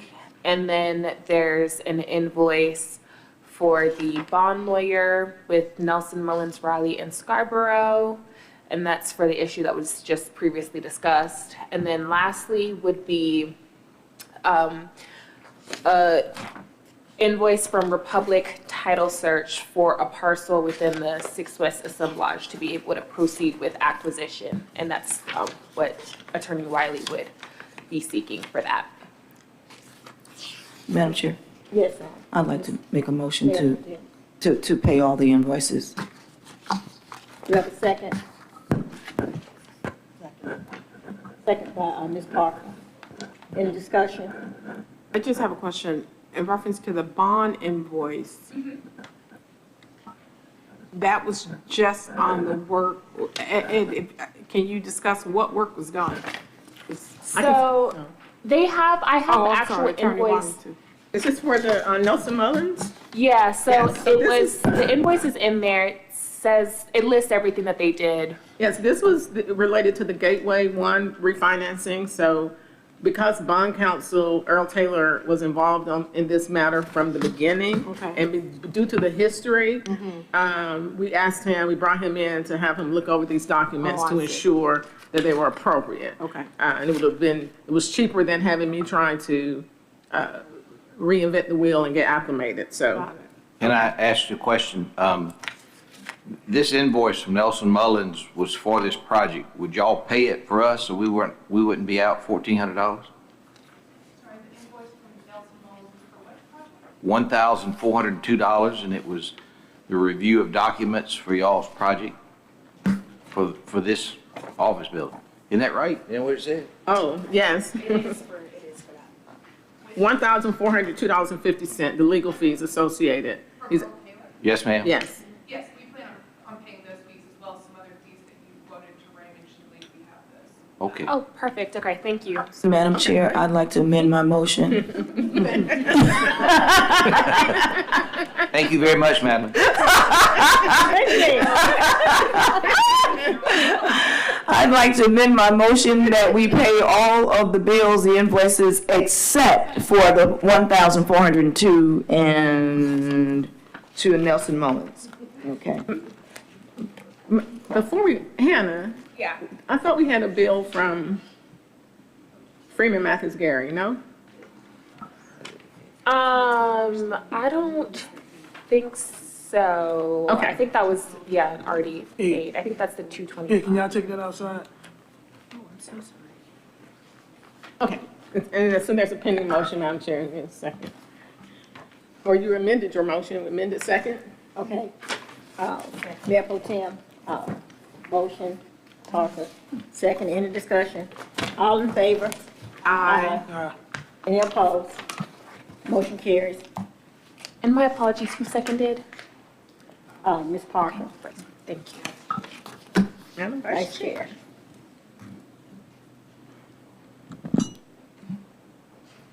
Next, we have discussion regarding BIDA's 2025 annual award ceremony and consideration of approval of budgeted funds related thereto.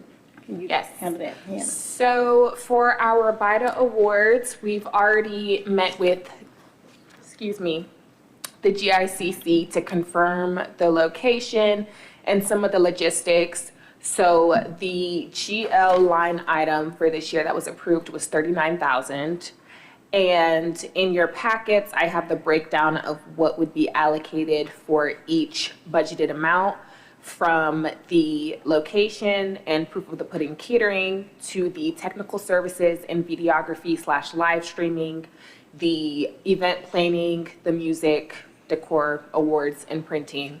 So there's absolutely no way we can go over any of these line items. So once we've hit this, we cannot spend any more.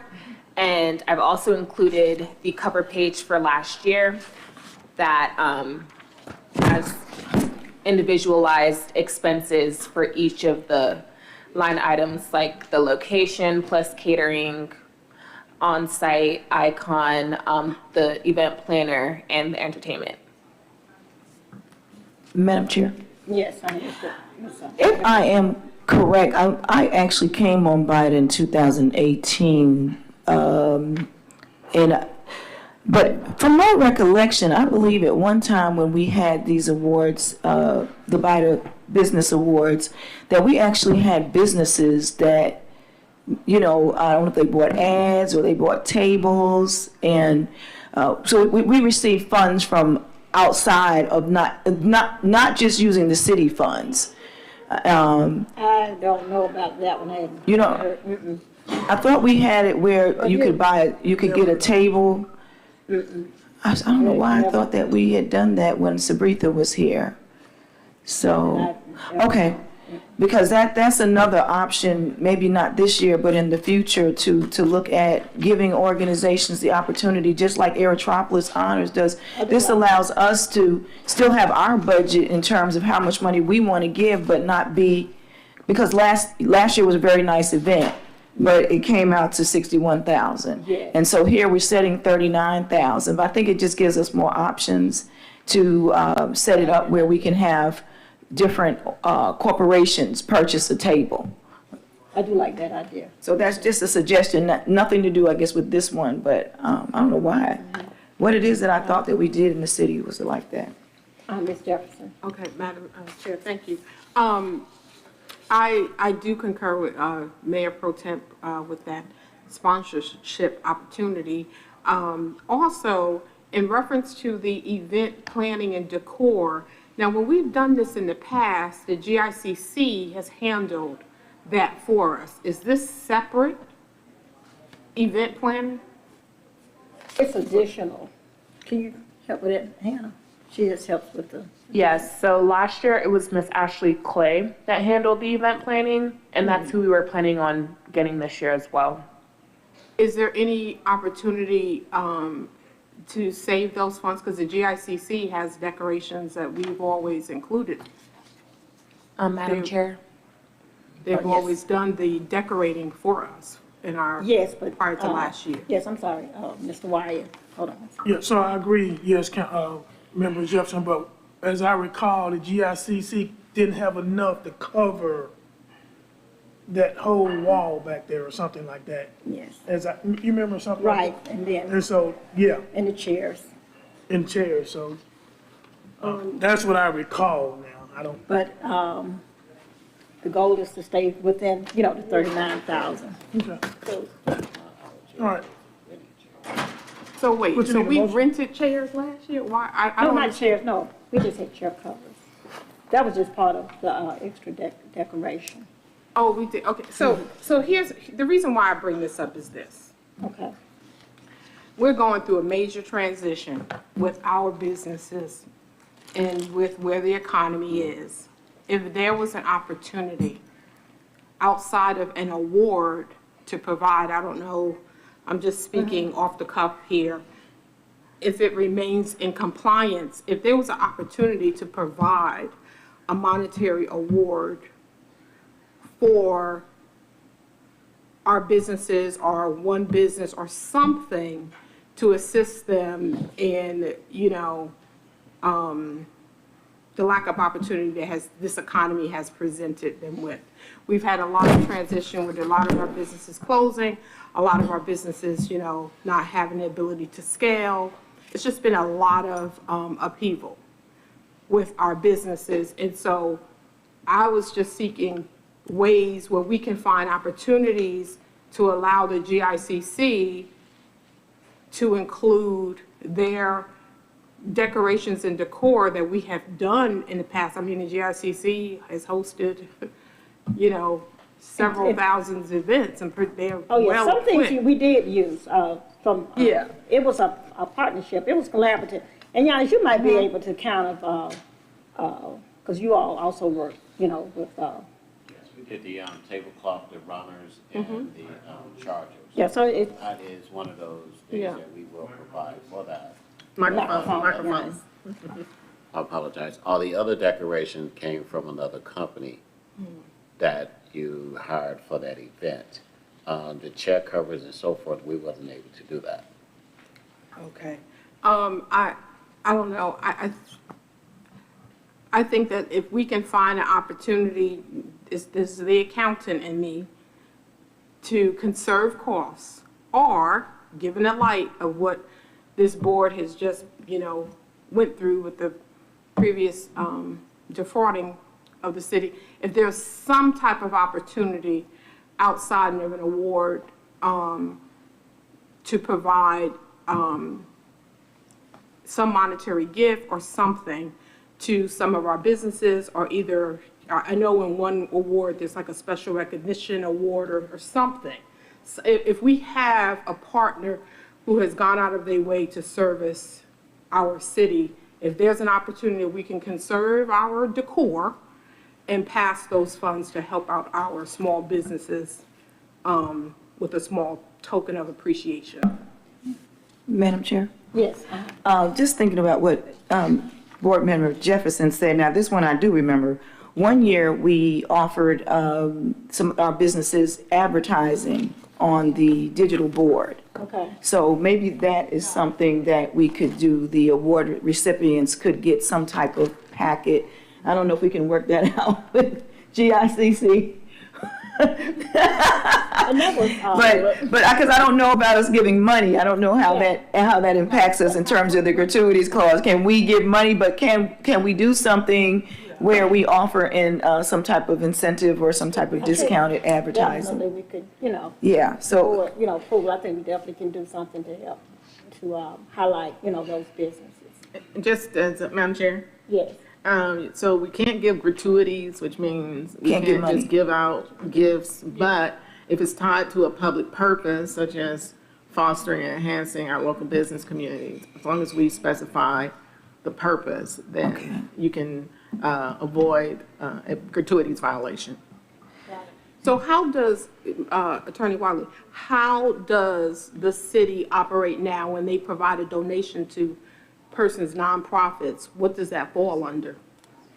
That's a great question. it's given as a, I'm sorry, Go ahead. I No, apologize. thank you. It's given as a, we don't make donations at this time to nonprofits. Anything that we do has to be a contractual service to a nonprofit where they would render a service to us in turn. So we at one time it was that way, and up until 2020, I believe we did do those, but not anymore. Okay, thank you. Dr. Williams. I do appreciate the thought of recognizing the businesses, say for every category where we have somebody who wins, quote unquote wins, they get put up on the marquee, because that would be. That is advertising. That has part, Advertising, yes. and marketing is very expensive. So the thought of putting a business on the marquee, whether to say they've won the award or whatever their business is, if that can be worked out with the GICC, I think that is something that you can't buy. But Right, to say to give them money, that's going a little too far. And even with, we work with Icon, and that was part of the marketing. Each year, everybody has an opportunity to be up on the marquee and celebrate it, so they do get that marketing piece. Okay, then we do have an expense, for that. You got something else to say, Mr. Wine? No, I'm ready. What we need, a motion? I do have, yes. Do you have a motion? We can, I'm not gonna give a second, so I'll make a motion then. I have a question, that's all. What now? You have something to say? Mayor Pro Tem. No, I'll let you all go ahead with it, because we can still have discussion, because we're doing motion and second. Yes. Yeah, I'll. And because I think right now we're just trying to say that we're just trying to be able to pull down the funds before, what was the amount? So it would be a motion to approve the budgeted funds related to the 2025 BIDA annual awards in the amount of $39,000. And I will add and request the city to authorize the same, the expenditure of the same. Yes. Under our new process. Okay, do we have a motion? Do we have no motion? Yep. Do you have a motion? Yeah, I guess we're gonna do the award, we gotta spend the money, I don't care, whatever, I mean. We don't have a our motion? motion, Okay, we have a motion. Do we have a second? well, we gotta have the award. Okay. We didn't get a second, so, So we're not gonna have the event? no money, huh? We're not gonna have the event? We don't have no money. Okay. So, no, okay. Madam Yes. Chair, I'd make a motion to reallocate that 39,000 to assist small businesses through some loan fund. I mean, our development authority can certainly do that, and I would task staff to come up with the structure of it. I second that with discussion.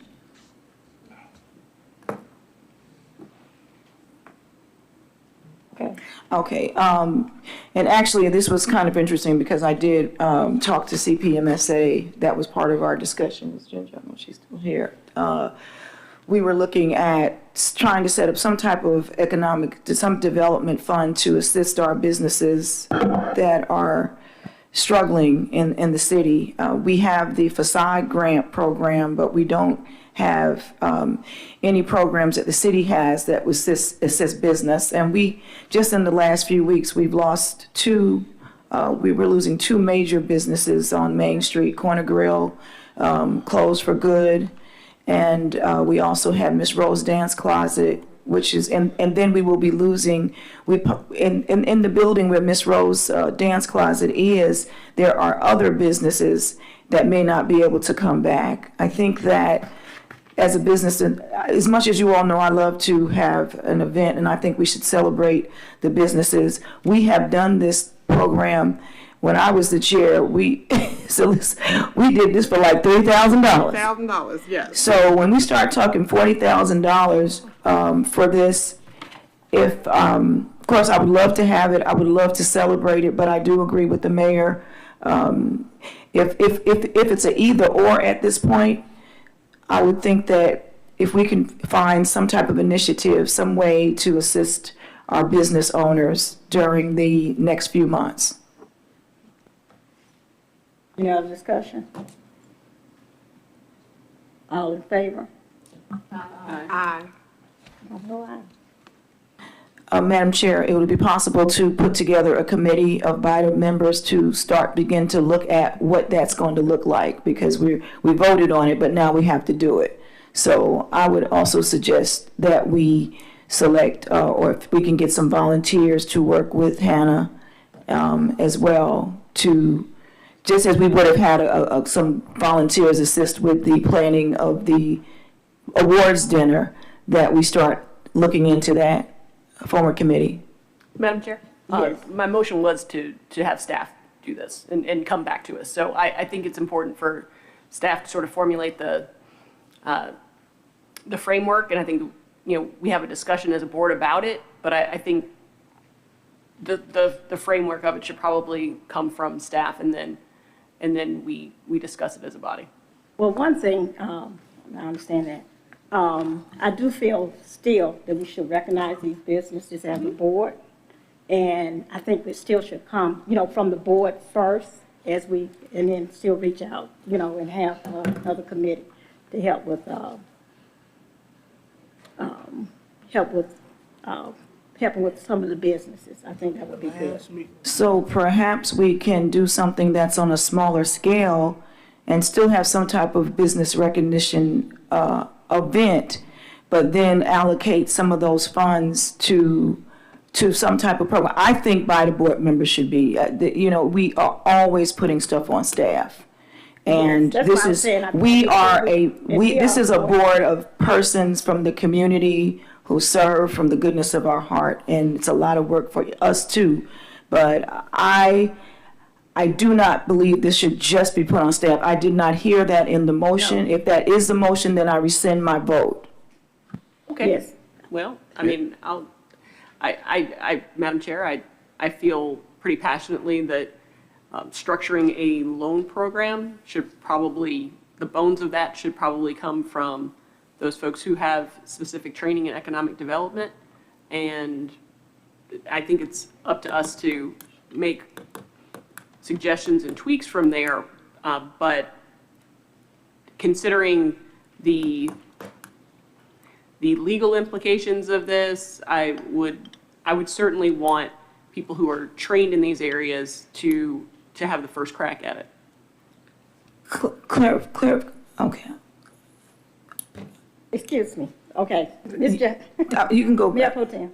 Okay, again, I'm not sure what the motion was that the mayor said. I don't know if anybody can read. All I thought that we were making a motion to give these funds to businesses. I did not vote for a loan to be given to businesses. We were talking about structuring a program to assist our businesses. So if somebody can read back what that motion was, could we get the motion? Because I'm very, very confused right now. Ms. McDaniel, can you read back the motion, please?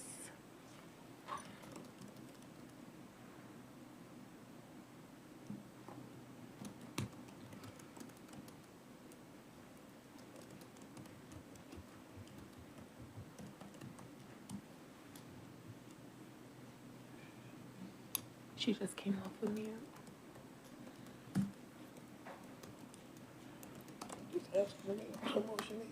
Is she on law?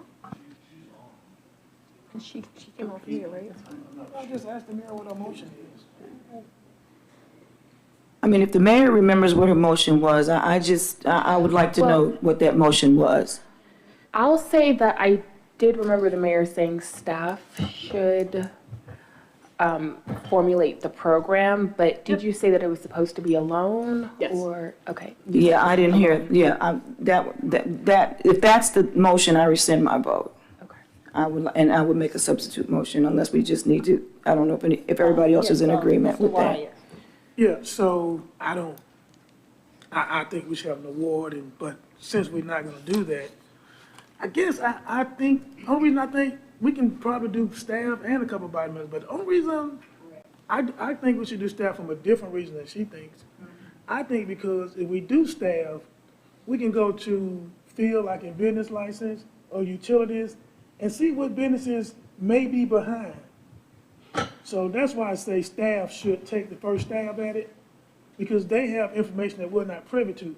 Field can say, hey, look, this person's behind 3 months on their taxes, they finna get foreclosed on. Or utilities can say, hey, they owe us $20,000, they can't pay their utilities. So that's kind of why I would like to lean towards staff. They may have more knowledge, but I don't care either way. Okay, Ed.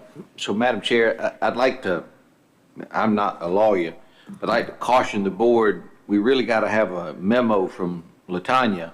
That's what I was going to add. I don't think we have grant powers. A DDA has grant powers, but our constitutional amendment may give you that. But y'all heard me talk about the anti-gratuities law. And so if y'all give money to businesses, I'm afraid you might violate the Georgia Constitution anti-gratuities law, but you might not. But I think y'all need to ask LaTanya to give you a memo.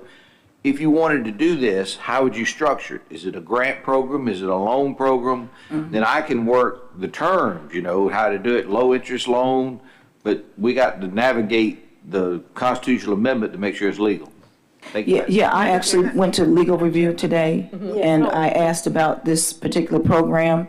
I was told by the city attorney's staff that this would be, and I did not talk about loans. I talked about grants, economic development grants. They said that that was a power of BIDA.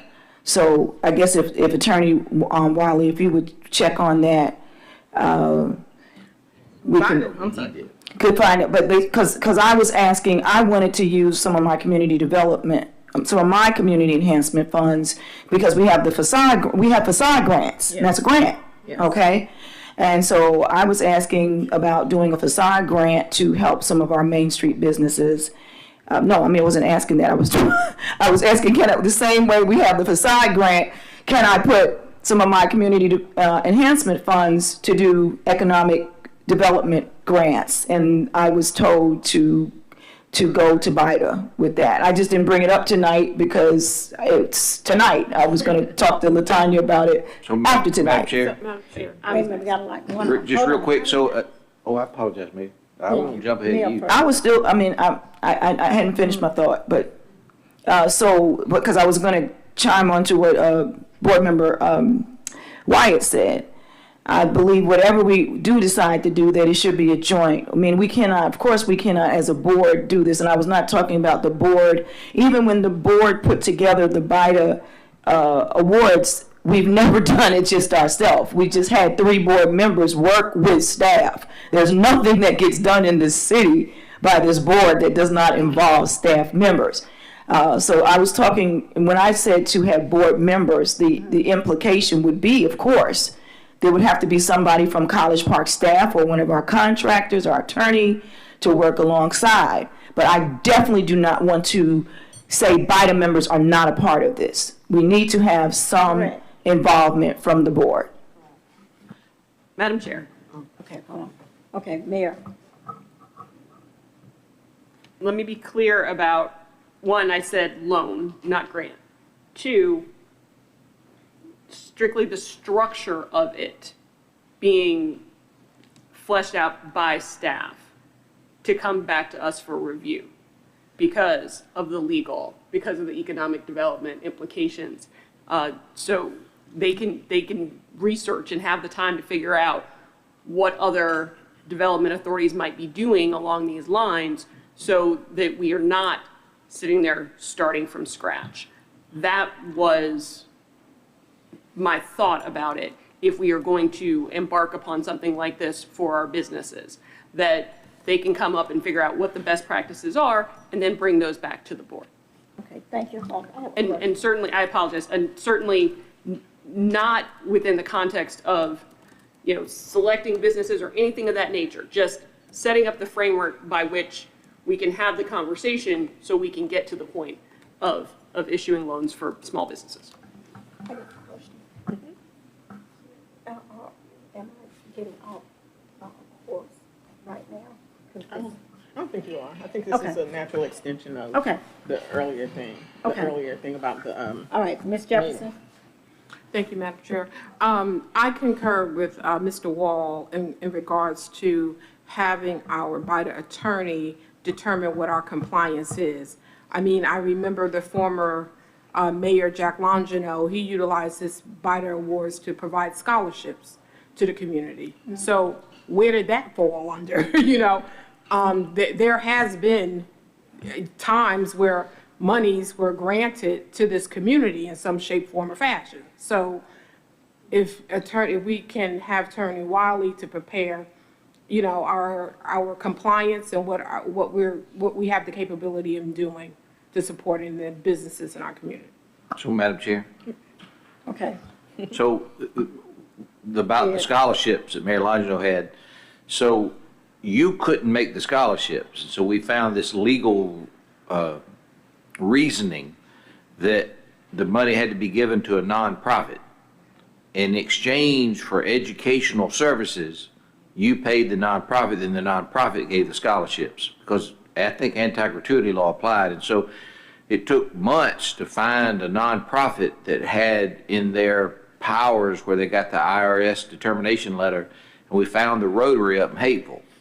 And so I think they disbanded, and so I think then it went to some other place. But my point of it is and I hate that Mayor Pro Tem is gone, a downtown development authority is unique in that it has grant powers. So lots of cities that make those facade grants, they use a DDA.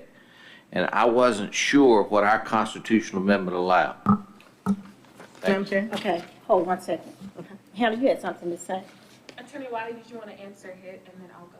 Go ahead. Okay, go ahead.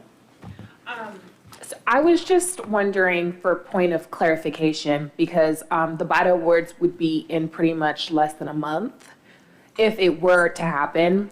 If we were going to do the idea of giving or loaning money to businesses, how much would be allocated to that? And if we were doing that in conjunction with an award ceremony, how much would be allocated to the awards? And if we're gonna meet back and talk about it, would it be a special called meeting? Like what would be the process moving forward about this? Because we are a month out. Well, before y'all get into those, that's a very good question. I want to just speak on a couple of things. So BIDA has broad powers under your constitutional authority. You have all powers a corporation has. You possess corporate powers.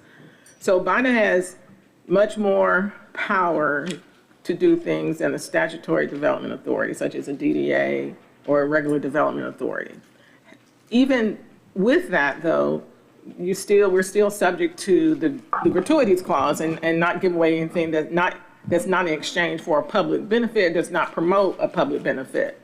So to answer all of these, as the program is designed, it will be part of our due diligence to make certain that the rules and the formatting are consistent with not violating the Constitution, and we can do that. I do know that there are, for example, Invest Atlanta, they do loans to small businesses. They have they do large sums of loans, $20,000, $30,000 loans, and they also go have active collection efforts when people don't pay back those loans. So I do know it's being done, and we can look at that program as a start, maybe a foundation. That's the only one that I'm familiar right now, is Invest Atlanta's. And then lastly, there's nothing that will prevent staff from gaining and obtaining the input of BIDA board members during this formulation process, right? So there's nothing that will prevent anyone from sending things out or you all sending things in for that consideration, for staff to take that into consideration. If you do decide to appoint a committee, then that committee will have to meet in public session. That committee will be subject to the Open Meetings Act, even if it's 2 people, or even if it's 1 person. If this board creates a committee, a formal committee, then you'll have to be in public session. Now you have to notify, you don't have to be at GICC, you don't have to be broadcast simultaneously on College Park TV, but you will have to be meeting in public with all of the notice and meeting requirements that are required for this particular meeting. Madam Chair? Yes. I'd like to revisit. Mayor Pro Tem. It sounds like with all the things that we're talking about, nothing can be done before the end of this year. So, as I walked out, just took a couple of breaths and a couple of steps, thought about this, and I still think we should do something for our businesses. I don't know if, I believe we still need to have some type of an event. We did agree as a board to put $39,000 into the end of the year awards. And I think that maybe what we just need to do is to look into some other ways that we can help businesses going forward. But at this point, it looks like we just be not doing anything for our businesses for the end of this year. And I can't live with good conscience on that. So I would like to make a motion that we look at doing some type of program. Maybe we don't spend $39,000, but that we do spend $20,000, $25,000, whatever it may be. Maybe we just have a reduced budget and start looking at how we can allocate maybe those funds that we save for next year. But I don't think it's a good idea to not. So it's 2 different things. Yeah, people need money and they need help. But what also helps businesses stay in business? Recognition. Being able to know the city that you have your business in appreciates you. So I do not agree that we should, at this point, get rid of the awards ceremony, but that maybe we just need to revisit how much we spend. Or we just spend the $39,000. I know I sound like I'm speaking out both sides of my mouth, and I am, because like I said, I thought about the businesses that have been here, new businesses that need encouragement right now. And maybe we can build it into the next year's budget to be able to do this type of program that we are all talking about. Okay, do it. I won't speak no more on the issue. Kind of agree with that a little bit. And maybe one thing we can do is go ahead and proceed as now, but next year, let's say, I don't know if it's legal or not, let's say a restaurant wins. Maybe we can go and purchase $1,000 worth of gift cards or whatever restaurants give away. Gift certificates. Gift certificates. I don't know, just throwing stuff out for debate, but I think. Give out to the community. Yeah, I'm just not there, but I'm done with this. Okay, but do it, Don't spend more time. don't say that. Okay, Hannah? Yes. Okay. All right, Ms. Jefferson. My last statement. I do recognize, I think the awards are still important. It's one of the ways that we can recognize citywide our businesses. Now, our process in the past for those business awards, we would go to staff for them to give us the businesses that were eligible so that the businesses that we had last year won't be recognized again, so to give all the businesses the opportunity to be impacted. So I don't know if that process is still in place for the licensing department to let us know who's active, who's eligible to be a part of the selection citywide throughout each district, each ward, which businesses are eligible. Yes, I can get that for you all tomorrow. Yes. Okay, great. Because I think I had spoke to Hannah, and you had gotten a list. Yeah, I do have a list, but Okay. I need to Send double out check all with the the ones members. that won last year. Okay, got it. And then let's say. Madam Chair, I have a parliamentary matter for y'all to consider. So a motion was made and passed to do the loan program. No, it wasn't passed. It was passed. It was passed. It was voted on, I think. So thank you. In order to rescind that vote, it will require a two-thirds vote. So any member of the body can move to make the motion to rescind it and second, but it will take 5 votes, 2/3, in order to do it. I make a motion to rescind the vote to whatever all that stuff was that had to do with not having an event and planning something that had to do with legal, whatever it was. Okay. Do you have a second?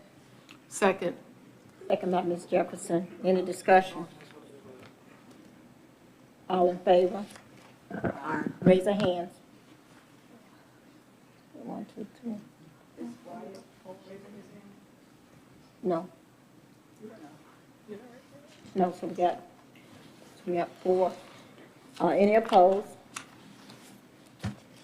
Got 2 opposed. Any abstentions? 1 abstention. Oh, you said 2/3. Those 4. So 4. Yes. So is that considered 4, 2, and 1 abstention? How did we consider? I think in our newest rules we made abstentions not count. I believe that was our new parliamentary procedure rules. Right. Remember we had the discussion. Thank you, Madam Mayor. The discussion as to whether or not it would count as a yay or nay, and the board voted it just means it's a not voting. Okay, so if it doesn't count, that means we only had 6 people, and the 4's got it? It's majority. 2 to 4. Yeah. You need 2/3 to pass, and you had an abstention. But we said it didn't count, so that's like only having 6 people. No, that it wouldn't count either way, that it would just be a nullity in the vote count. I don't make any confusions, Madam Chair. I don't know if the vote's over, but I'll just change my vote to no to keep the confusion down. To no? To no, so we got 3 no's on this. Okay. And then I think to go to Hannah's question, board members, it's the timing of this and when you all would expect staff to have something of this nature brought back to the board for consideration. Well, we rescinded that vote, so we don't have that on the table either. No, I thought we rescinded the vote to, We just rescinded. Attorney Wiley. wait, I'm confused. Because I think we're kind of confused. Can you explain what just happened? Because I think. The motion was made to rescind the last vote that was passed, that was made by the mayor. And the votes were 4 in favor of rescinding and 3 against. So it did not pass with a 2/3 majority. You need 5 people to say yes to rescind. Okay. when it's done in the same meeting, so you have to. So that was to rescind. That was a motion to rescind, that motion failed, and so the motion that was made by the mayor stands, that we would do a loan program and staff would fashion it. Was That's the motion that she made to do the loan program instead of an event? Is that what the motion is? I think it was. Yes. I think it was. She said instead of, in lieu of is what I remember. Can we hear the motion, please? Tracy made a motion and it did not get a second. So Then the mayor made a motion for the microloan program and it got a second and a vote. And it carried. It wasn't in replace of the award. Yes, it was. Yeah. No, Hannah, it was it not. was. Hannah, can you get the, can she read the motion? Yeah, that's what. Is she not available? No, she's on the phone with me right now. Okay, you can put her on speakerphone. Have her read that. Mayor. So you have to mute yourself.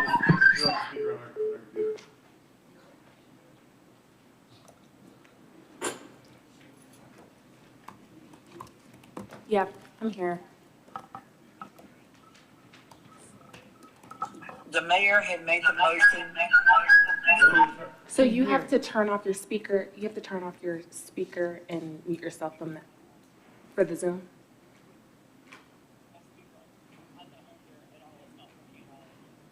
Okay, you can. Tell you, unless she can tell you, you just Okay, repeat what she said. you can just tell me and I'll repeat it to the group.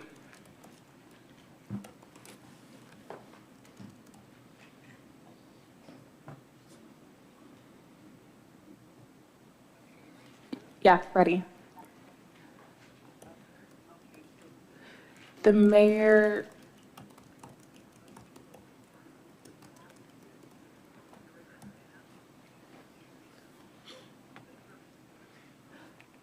So the mayor made the motion for the small business loan and directed staff to come back to the BIDA board. Seconded by Mayor Pro Tem. So who voted in favor and who voted against?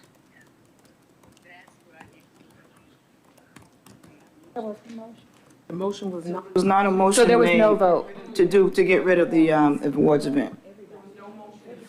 Words. That's what I was stating.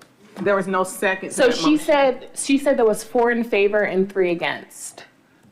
But the motion was just to do the loan program. Yeah, to just do the. Okay, but there's nothing in the motion that said to replace the BIDA awards with a loan program. No, There that's was nothing in the literally what I motion to said. replace But that's not what was That's said. not what was, that was not If what we was have to reported. roll back the tape, we can, but it was reallocating those funds for a loan program that staff would was not draw stated. parameters of. She said yes to that. Yeah, Mayor's correct. Reallocated? yes, She used the word reallocating? yeah. I do not recall that. Did she use the word reallocating? Madam She Chair? said yes. She said yes. And Madam Chair, before that motion was made by the mayor, there was a motion to have the BIDA awards, and that never got a second. So that motion failed. The mayor then came back and made the motion that we're talking about now. Yes. So the motion to have the BIDA awards never received a second. Yes. Now, The stenographer is confirming.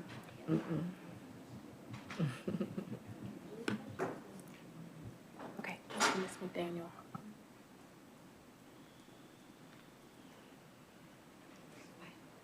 Okay. So I would like to call a motion. I would like to call a motion Okay, Ms. Jacques. to recognize the businesses under the strategy that we have utilized under the BIDA awards, that we still recognize that process. So whether that's done through an event or done through a recognition, that we still recognize that process of choosing businesses, since we voted against having an awards reception or ceremony, but we still recognize those businesses under that BIDA awards process. I second. Where the money's gonna come from. Okay. Where you gonna pay for it. Any other, I have discussion. any discussion? So basically, my understanding again is that if the vote that we took before was for reallocating, it was based on that $39,000 budget, but it was not necessarily stating that we could not have an awards, some type of awards or recognition. Right, because we didn't have any Correct. money. Right. That's why I Right. feel, because they said we didn't. So what I also would like to add on to that is to look into creating a budget for that event. Since we're not going with the $39,000 event, then we still need a budget for recognizing the businesses, at least to be able to give them awards. And so I would recommend at least a $3,000 to $5,000 budget, and to see if the board would vote to find the funds to be able to do that. So I can amend my motion to include obtaining a budget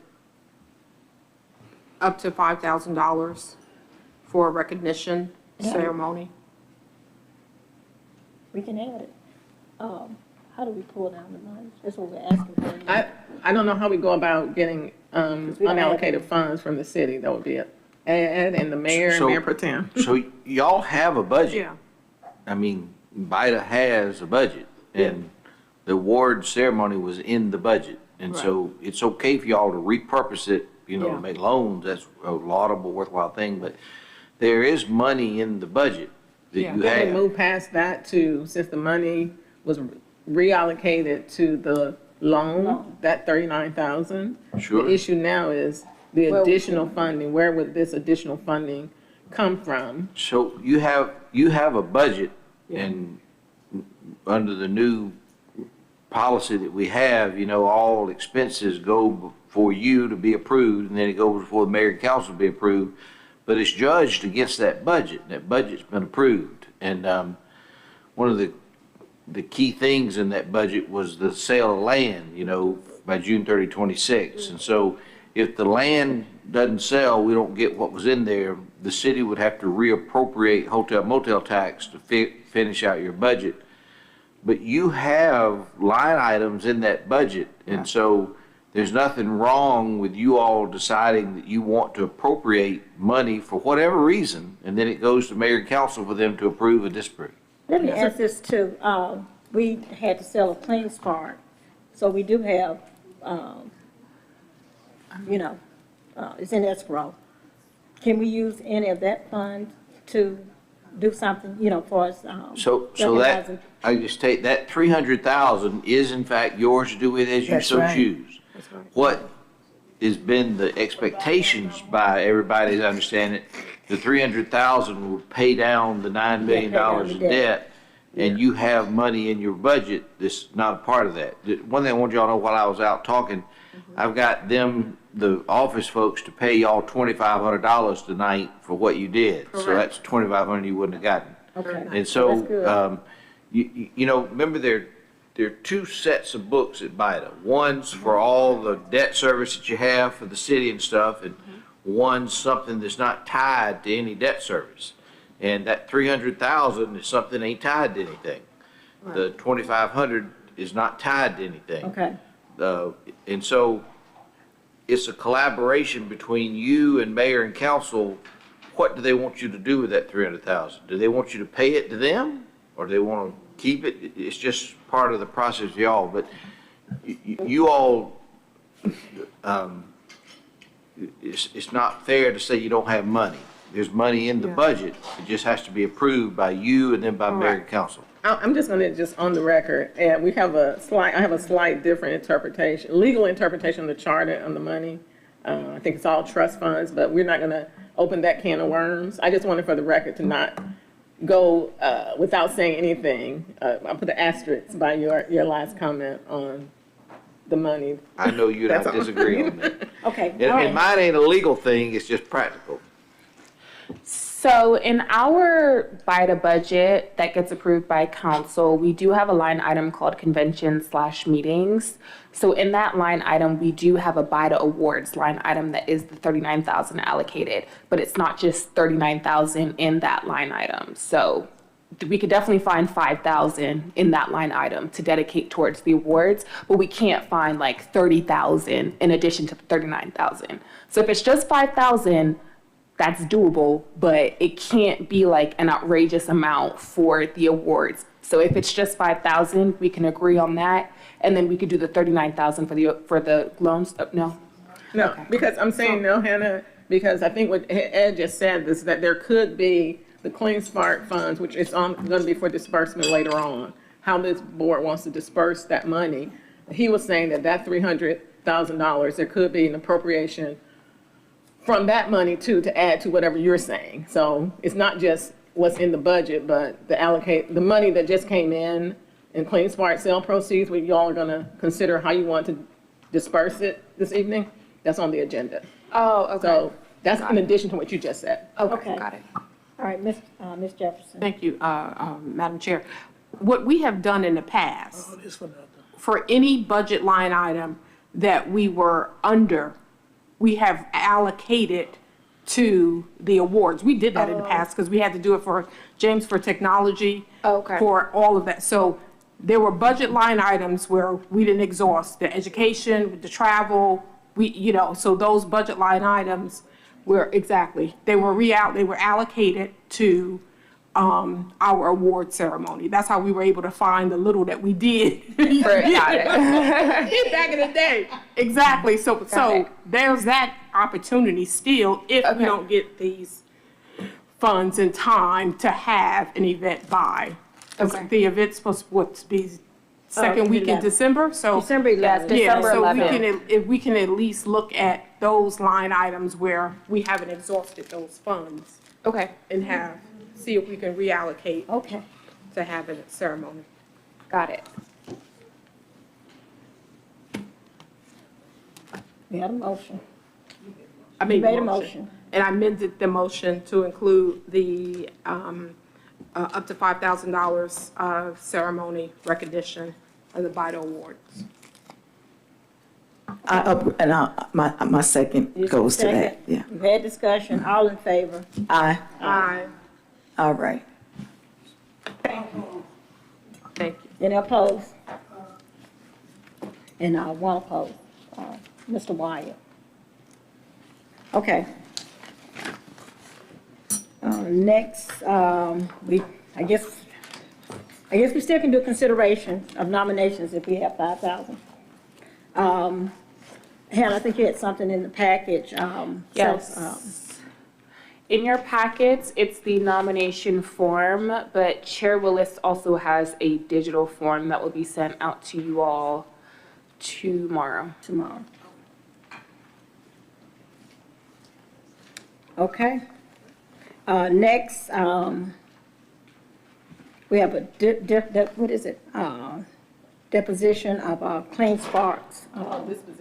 Disposition. So this is perfect. So Ed just walked out, and I needed him to discuss it. So we have, if you go back to the early part of your packets where the settlement state under the announcement for Clean Spark, and there was a settlement statement. What page was that item? Can you also, if anyone finds the page number, please. It's page 21.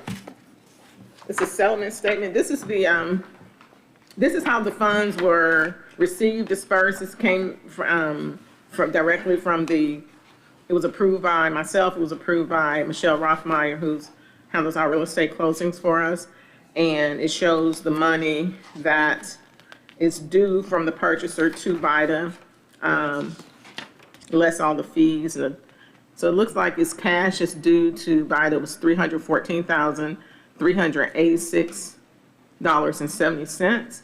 There was the total purchase price was $320,000. We had about $6,000 worth of fees, which included a payoff of a FIFA for old some kind of $943 debt. That was talking to Ms. Rothmeyer. it would have cost us 3 times as much to trace the origin of that. We didn't think it, so we made the executive decision just to pay it off rather than incur $2,000, $3,000 in legal fees trying to figure out what this is. It was such a small amount.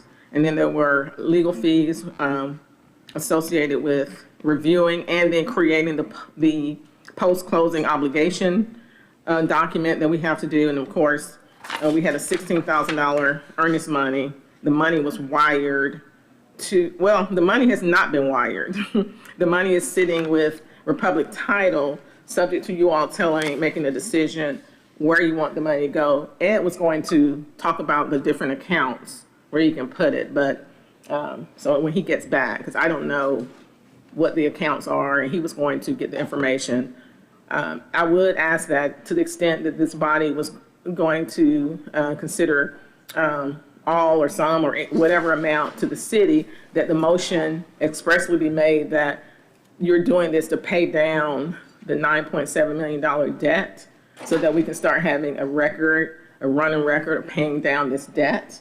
And what the city does with it, that's their prerogative, but BIDA's intent is to pay down the debt that is outstanding, and it's about $9.7 million from whatever the amount is in the 2025 audit. Ed, we were just talking about paying down the debt. That's okay, that's all right. So we were discussing paying down the debt to the extent it's $314,000. Look on page 21 in your packet. That amount is still sitting in escrow with the title company, and I waited to get direction from this board as to how and what direction they wanted to bring that money down and put it. And of course, my recommendation is that any amount that's going to be turned over to the city, that be done with the express instruction that this intent that BIDA is paying down the existing debt of about $9.7 million.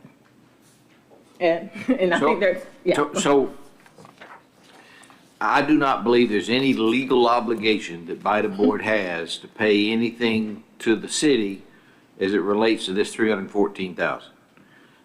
It has been this unwritten policy, unwritten understanding, but it was several councils ago, several BIDA board members ago when that came up. And so it just should be a process of negotiation between you and mayor and council as to how you want to handle the dispensation of that $314,000. So it's dispensation and not disposition. Do you keep it and use it for other projects, or do you send it to the city's general fund? Yes, I just want to be corrected. I said disposition, so it's dispensation. Dispensation. Either one. Okay, Mr. Wyatt. Madam Chair, I would probably recommend that the money goes into a BIDA account, and then the first joint meeting of next year, maybe our attorney can have, we talked about like a 70-30 split. We talked about several kind of splits. At that point, maybe we can come up with whatever it's gonna be, 60-40, 70-30, but make that agreement with, I would hesitate for BIDA to make it, you do it in season other than, I would like to have to be a joint meeting with council. So I would think we should just put the money in the BIDA account until we can have a chance to talk to the mayor and council about a split. Okay, any other discussion? Yes. Okay, Ms. Wood. How long can the money stay in escrow? In this particular escrow account, 30 days from October 22nd, it can be placed in another escrow, but right now it can only be placed, the title company will only hold it for 30 days. Ms. Williams, can I interrupt, what interest rate are we getting on the escrow? Thank you, that's where I was I'm headed. sorry. Thank you so much for stealing my thunder. That I do not know. I don't think they pay interest in I don't escrow. think they do. An escrow, They don't, so- title doesn't pay. So to get to her point, we should just take it out and put it in our account. I don't, what account does BIDA have? City The account. BIDA has a city account, and they City invest account. money in Georgia Fund 1, that's currently earning Yeah. 4.28%. Okay, so BIDA is an account holder for that? Or beneficiary? I mean, it's in. It's the city's money. So City's money. Okay, the city's books and records have an account for BIDA. It's not a separate bank account. Correct. They have a commingled account. Yeah. But it's a, But it's, account it, for right, so when they make a journal entry, it'll go into the books and records as BIDA's money. and what do we have in that account now, do we know? What, do you have in it now? I don't know. Yeah. That's what I wanted to do. Yeah. That's what I wanted to do. Negative whatever it is we owe. So, you know, we had talked about it. Paying on the debt, that's what I'm asking. We had talked about it before, Madam Chair, whether BIDA wanted its own bank account, like at Regions Bank or any other bank. And so some of my authorities have their own physical bank account. College Park does not have that. Your money is commingled with all the other city money, but it's accounted for separately in an account for you. Right. So it's up to y'all how you want to handle it. I just to avoid, just to make some clarifications here, because the board member Wyatt said he wanted us to take this up another day in order to decide, you know, that's the pending ask, and I don't know if he's going to make it into a motion. So are you saying, Ed, that that money, if it's placed in this account, and you use the word commingle, what does the city, will the city have any obligation to wait until we have this decision, or can they take and do with that money what it pleases?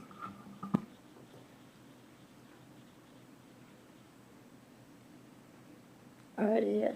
I'm thinking. I can see the smoke. Yes. May I help you? I don't know. Is it so, okay, like in any funds, the funds goes to, in the city's account.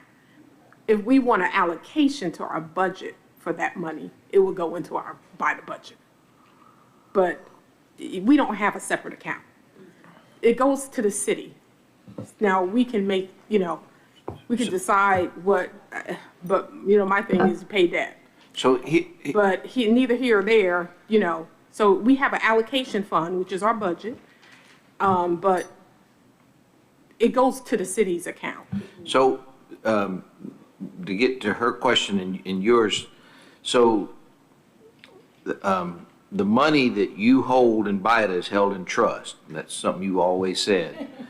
And the city keeps your books and records. So I believe if you take this 300,000, just like you said, and put it over in the city's accounts, they can't take it because it's money held in trust. So until you decide how to dispose of it, I think it sits in that account. As soon as it goes over there, I'll work with the city's finance director to get it invested in Georgia Fund 1 so it starts earning 4.28% while you and the city decide what to do. Yes, Dr. Williams.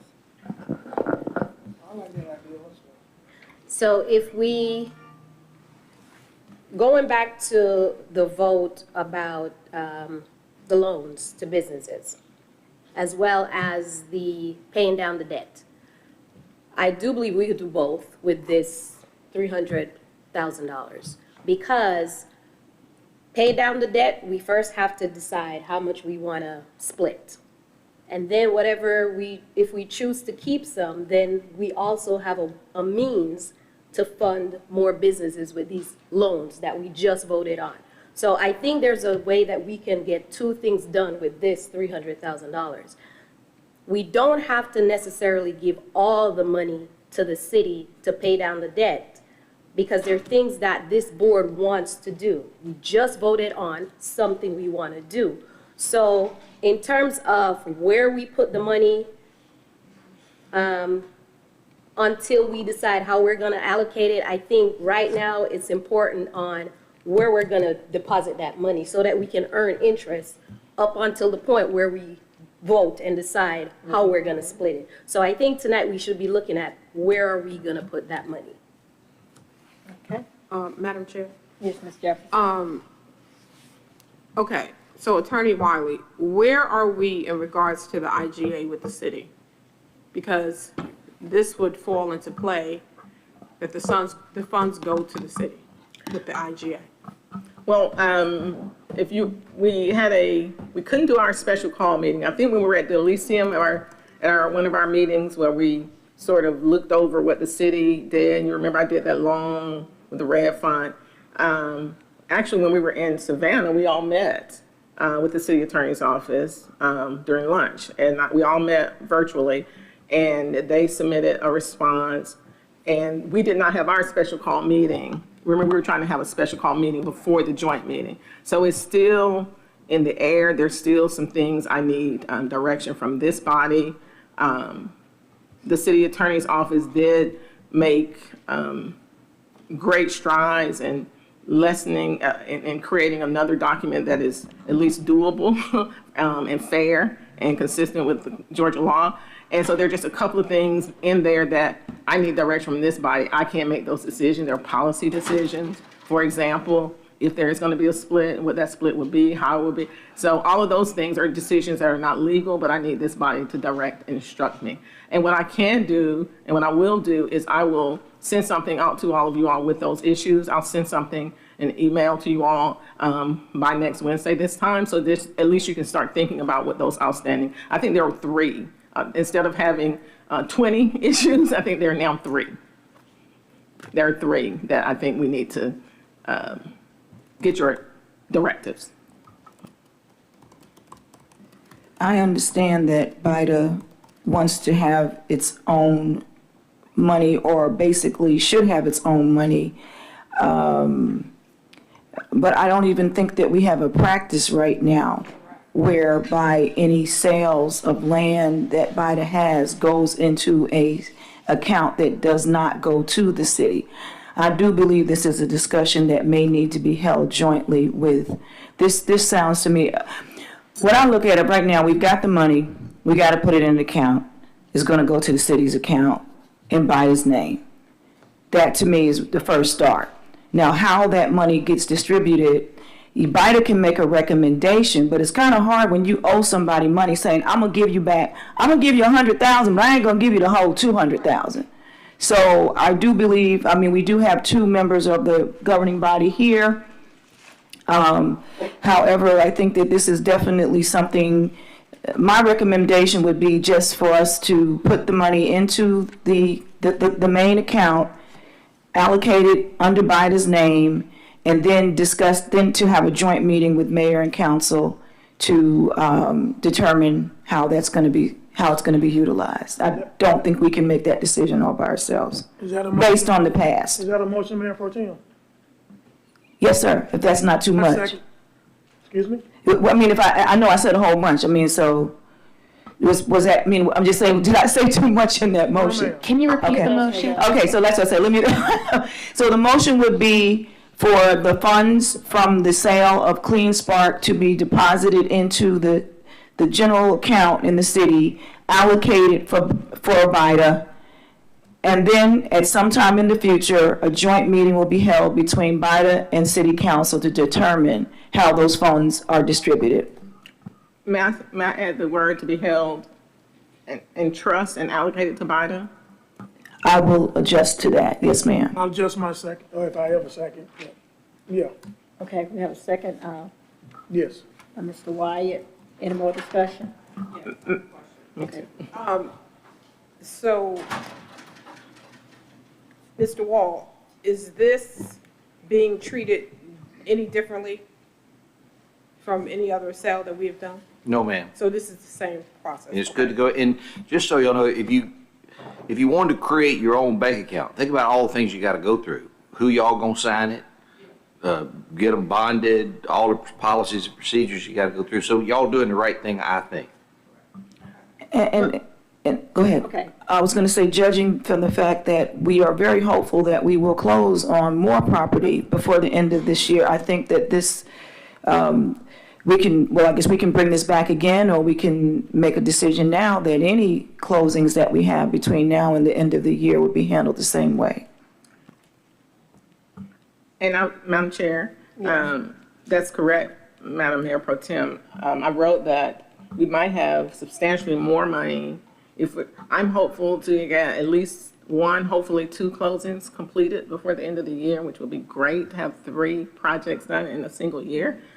And so are we going to do that for all of the monies that are coming in now? And have that same, so that the motion would cover all of that. And Ed, I would just want to ask you, I think it has been, this is different than what we had previously happened, but you have to edify me, because I thought that in the past there was nothing where it was discussed how the money would be used, or the body could keep a portion of it, or allocate it, or discuss with the city.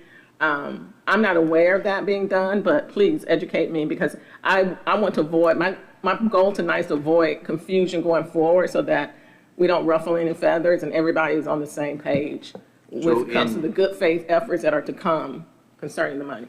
In this particular instance, you are correct. There was no, did you get that? It was funny, wasn't it? And so there was no discussion about it. It went into the BIDA account and it was immediately taken and sent to the general fund. So there was no discussion about it. Y'all are now being, So can I amend the motion again? I'd like to make a motion that the funds from Clean Spark, the sale, and all sales completed by December 31st will be deposited into the city account in trust of BIDA, and that at some point in the future, soon, near future, a joint meeting of the council and BIDA will be held to determine how these funds are distributed. So, Okay. discussion. I'm sorry. Okay. Are we in discussion? Because we're in the second? We already got a second. So, She got the discussion.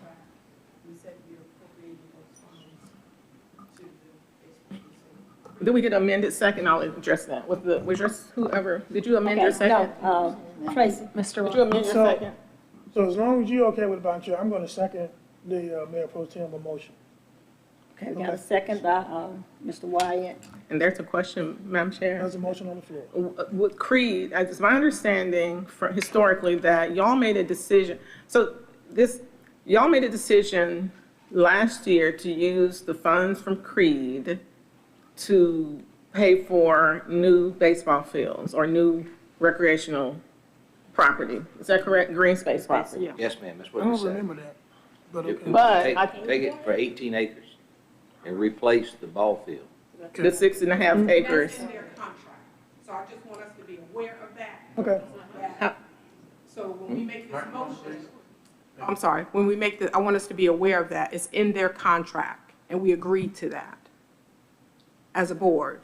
So when we talk about future sales, when it comes to that Creed sale, it's in their contract, and we already made the motion in regards to those proceeds. So that's why I was saying with her motion, was there the exception of Creed, because Those proceeds have to be allocated to fund recreational Correct. green space Correct. use to replace the green space lost with the 6.5 acres at Bill Evans Field.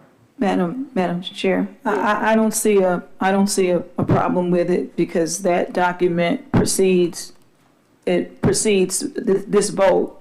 So even though we're saying we're going to have a discussion, part of that discussion would include what's already been allocated or whatever allocations have been made. So I don't see how that really changes unless you want me to amend my motion to say excluding Creed, which I have no problem with. But I do see that if there's an agreement, when we have this discussion, that's going to be discussed. Well, the problem with that is it's already in a contract, and we've already executed that contract and agreed. So that's the difference. Okay. So if you don't include it as an exception, it's in their contract. Okay, so I'll make the motion again then. I'd like to make a motion that that the funds from the Clean Spark sale or purchase, purchase be, they purchased from us, from Clean Spark be put into an account, the city's account, in trust of BIDA, and for BIDA, y'all get that word right, and that all sales prior to December 31st, except the Creed sale, be put into the account as well, and in the near future, a discussion be held between the council and BIDA to determine how funds will be distributed. I would just say the Creed funds have been already predetermined to be used for green space. I think that was. Yeah. So all funds that have not already been predetermined. Do we have a second? Have a second? Second. Mr. Wyatt? It's checked out. You checked out. We need the second. We got a second. Updated. She's got a second. Got a second. Any more discussion? All in favor? Aye. Aye. Okay. Roll call for how many votes? Oh, It was four. four. Yeah.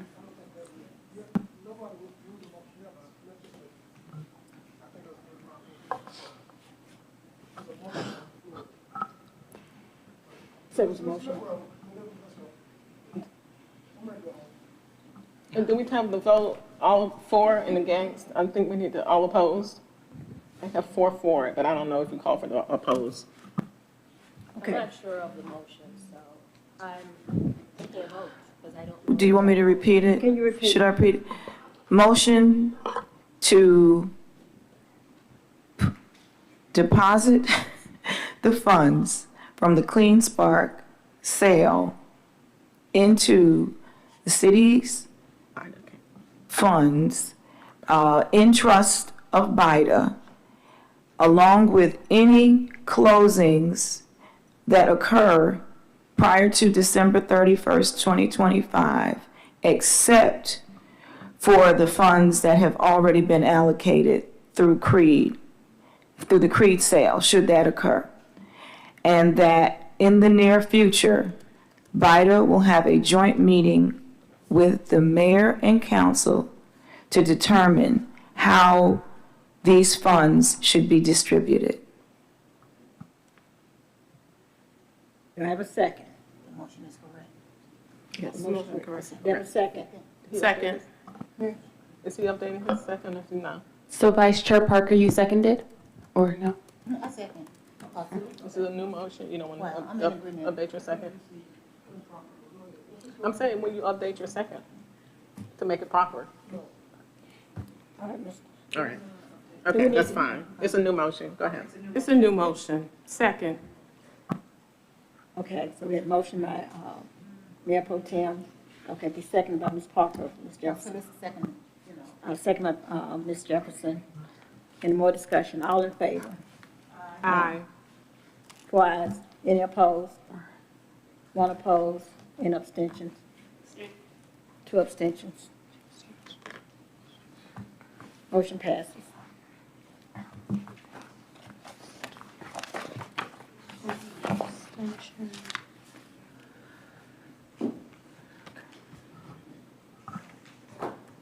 Okay, next, we have the formal apology to BIDA Chairwoman, Dr. Sabrina Willis, regarding her improper removal from BIDA in 2020. I'll just do the introduction. If y'all recall, back in July, you all made the motion to have this matter revisited. After we revisited the matter through other training sessions that we did on the BIDA's charter and its powers, there was a motion made to have an apology done to you, Madam Chair, for your removal in 2020, which was not proper per our charter and Georgia law. And you all advised and directed that this apology be constructed. And just because we didn't have our meeting last month and we weren't able to do it then, so it's on the agenda tonight. I believe it was Madam Mayor Pro Tem who made the motion for this, and I think if she wants to read it, I'll turn it over to her. Yes. Madam Chair, if the vote comes, I'm voting for this, but I got to go to the bathroom. But I'm voting for it. Okay. Okay. No, Do we vote on this? I would like to ask Sabrina and Rex Willis to join me over here at the podium.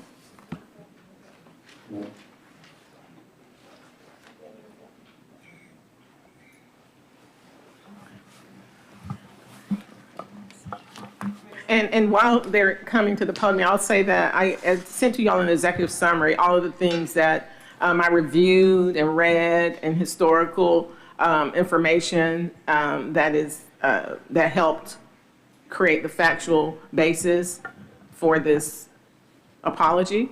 And thank you, Madam Mayor Pro Tem. I asked Rex to come because I'm a married woman, And so therefore, I'm a whole half person, because everything that I go through, everything that happens to me affects my spouse. When we became one in the flesh and spirit.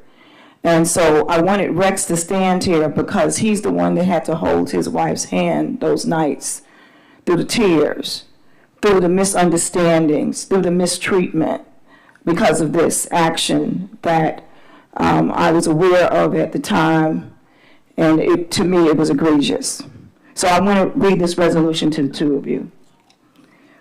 Resolution number 2025-11, a resolution of the College Park Business Industrial Development Authority issuing a formal apology to its current chairwoman, Dr. Sabrina Willis, for its role in causing or contributing to Dr. Willis's improper removal from the BIDA board on April 20th, 2020. Recognizing Dr. Willis's lifetime of service and leadership in the city of College Park, Georgia, honoring Dr. Willis's past and present service as a BIDA board member, directing the additional recording of this formal apology in BIDA archives and for related purposes consistent herewith. Whereas the College Park Business and Industrial Development Authority, BIDA or authority, was created by a constitutional amendment in 1980 that was GL 1980, page 2071, and subsequently amended in 2008 by Georgia L 2008, page 3953, establishing BIDA as a body, corporate, and politic, an instrumentality and political subdivision of the state of Georgia and a public corporation.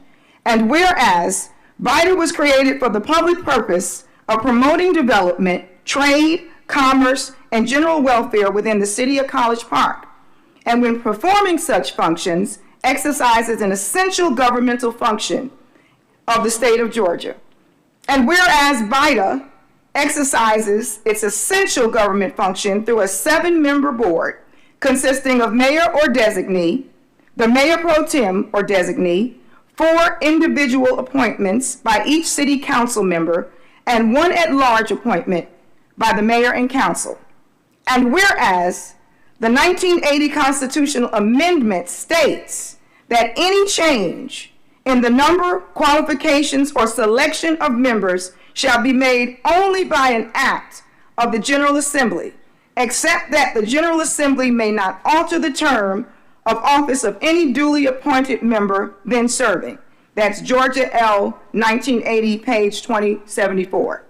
Thereby ensuring that BIDA members serve their full 4-year terms, and that no entity other than the General Assembly may modify or shorten a member's tenure. And whereas the 1980 constitutional amendment further states, the authority shall make rules and regulations for its own government, thereby granting BIDA exclusive power of self-governance over its internal affairs, including the manner in which it addresses the conduct of its members. And whereas in 2007, the Georgia Supreme Court, in the case of the City of College Park versus April Wyatt, 282, Georgia 479, construed the 1980 constitutional amendment creating BIDA and held as a matter of law that the City of College Park lacked the power to remove a BIDA member, thereby reaffirming that BIDA members are appointed to serve a fixed 4-year terms and do not serve at the pleasure of the city and cannot be removed at will. And whereas the Georgia State Supreme Court further reaffirmed that the 1980 constitutional amendment, BIDA shall make rules and regulations for its own government, thereby underscoring BIDA's exclusive self-regulatory authority over any internal member conduct or disciplinary procedures. And whereas Dr. Sabrina Willis was first appointed to BIDA by mayor and council as an at-large member in 2006, to fulfill the balance of an unexpired term of a resigned member, and was thereafter reappointed by mayor and council as an at-large member for a consecutive 4-year terms in 2008, in 2012, in 2016, and whereas on February 3rd, 2020, Dr. Willis was again duly appointed by mayor and council as the at-large BIDA member to serve another 4-year term, as prescribed by the 1980 constitutional amendment. And whereas on February 13th, 2020, during a joint meeting of the City Council and BIDA, and consistent with BIDA's constitutional responsibility to make internal rules for its self-governance, the board authorized then its legal counsel to draft a policy clarifying procedures relating to the appointment and potential dismissal of authority members. However, no such policy was ever drafted, and therefore no internal procedure for removal to this day exists. Whereas on March 12, 2020, at a regular scheduled BIDA meeting, there was a board discussion regarding an anonymous letter containing allegations concerning Dr. Willis, and the board voted to forward the matter to the mayor and council to determine recommended action, inadvertently relinquishing the governing authority, an issue that under constitutional amendment belonged within the authority's exclusive jurisdiction. And whereas on April 6, 2020, at a regular meeting of mayor and council, the governing authority reached a consensus to proceed with a hearing to determine whether cause existed to remove Dr. Willis from BIDA. And whereas on April 20th, 2020, mayor and council convened a special called meeting to conduct that hearing, and at the conclusion of that proceeding, voted to remove Dr. Willis from BIDA. And whereas under the controlling 1980 constitutional amendment and the subsequent 2007 ruling of the Georgia Supreme Court, the city of College Park lacks authority to remove a duly appointed BIDA member. An action against Dr. Willis on April 20, 2020 was an ultra-biased virus act. And whereas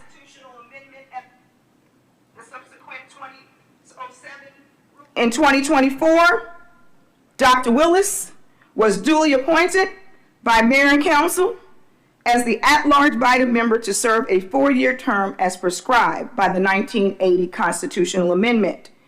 And whereas Dr. Willis currently serves as the BIDA chair and continues to serve the authority with distinction. And whereas the authority recognizes that its 2020 acquiescence in forwarding the matter concerning Dr. Willis's membership to the governing authority contributed to confusion regarding its own jurisdiction and authority, and that BIDA should have asserted its exclusive authority over internal governance matters regarding member conduct. And whereas the College Park Business and Industrial Development Authority therefore expresses its regret for its acquisitions, if I said that right. Acquisitions, thank you. And lack of institutional clarity in 2020, which caused unnecessary disruption to the authority's operations and to Dr. Willis's service, and most of all, her reputation. And whereas Dr. Willis has since continued to serve the College Park community with distinction, dedication, and integrity, providing visionary leadership as a BIDA member and as a lifelong community builder whose civic work has earned recognition from state, national, and local institutions. And whereas Dr. Willis's public service has been recognized through numerous honors, including the President Barack Obama Lifetime Achievement Award, designation and recognition as an outstanding Georgia citizen by the governor, the Georgia governor, and Georgia Secretary of State. She's a recipient of a Georgia House of Representatives Resolution of commendation and multiple civic recognitions as Citizen of the Year and Nonprofit of the Year. And whereas, through her leadership, Dr. Willis has championed the creation of Kaboom playgrounds, initiated the Go Georgia Arts Mural Project in historic College Park that we see when you're going up and down Main Street, expanded food distribution and youth development through Favor Houses, It Takes a Village Pantry, and served on boards advancing health, education, and family wellness.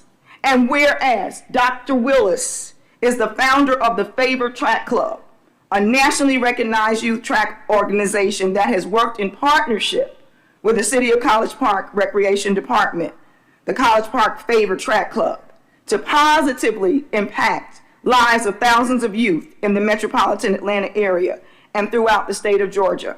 And whereas Dr. Willis's continued leadership on BIDA reflects resilience, professionalism, and vision that will define her life's work in furtherance of BIDA's purpose to promote the public good and the general welfare of the City of College Park. And now, therefore, be it resolved by the City of College Park Business and Development Authority and Industrial Development Authority as follows. 1, formal apology and recognition. The authority hereby issues its formal apology to Dr. Sabrina Willis, acknowledging that your 2020 removal from BIDA was an ultra-virus act and expressing our sincerest regret for the harm, uncertainty, and disruption caused thereby, including BIDA's own acquiescence. Oh, Lord, I gotta go back to school. And the events leading to that removal action.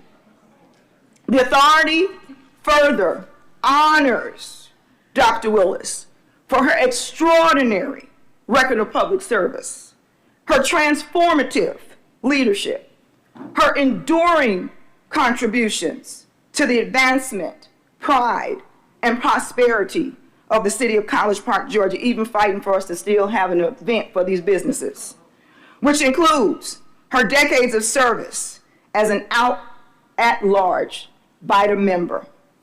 Second, we will correct the record and transmission. The Assistant Secretary is directed to enter this resolution in the permanent minutes of the authority to ensure that it is preserved in the authority's official archives. Effective date, this resolution shall take effect immediately upon adoption this 12th day of November, College Park Business and Industrial Development Authority, and be signed by our Assistant Secretary, and I guess we'll have Vice Chair Parker sign this since she's not going to sign her own document. Yes. Again, we are so sorry. I am so sorry. Because I was on the board and I was confused myself. But today, we right our wrongs. And let this be a testament that as long as there's life, as long as there's breath in your body, you have a chance to right a wrong.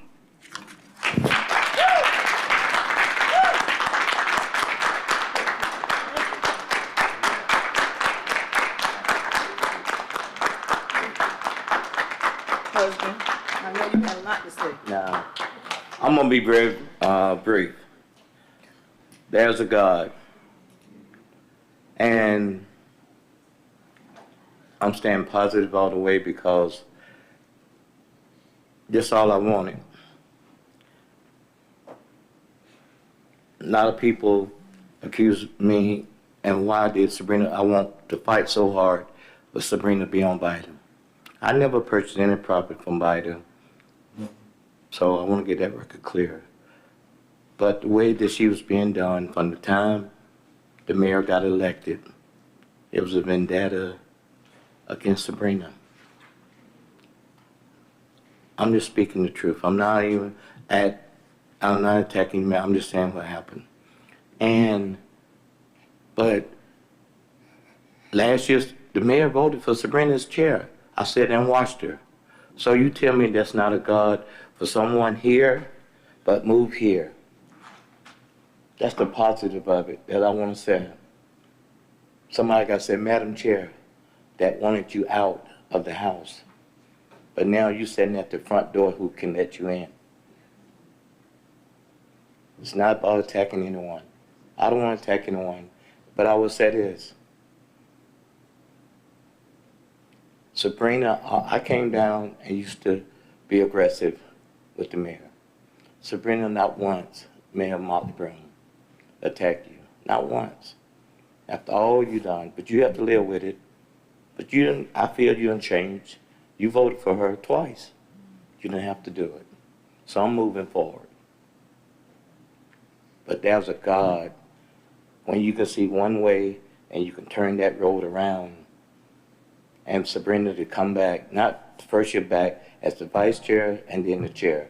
There's no money. All you all volunteer your service and your time. All of you. But I will say this. Sabrina was losing her sister. She was going to do so much at that time. Woo. And to know today we can stand up here and Mayor Pro Tem, for you to read this, I just said, devil's a lie, there's a God, and there's truth in truth. Yes. So thank you very much. Thank you all who voted for it. I think it's very important. But let's move forward. Let's move the city forward. I don't have any angles with Mayor Motley Broom or anyone else. I don't. Sabrina never did. I did at one time. My heart is clear. I'm ready to move forward, and I asked everyone also, even when I said that, let's move forward. The city got to move forward. We had too much going on, negativity and anguish. We got to move the city forward. And I love the city, and I want the city to move forward. As Mayor Pro Tem said, we are investing continually our kids into the city. So thank you, and may God bless you.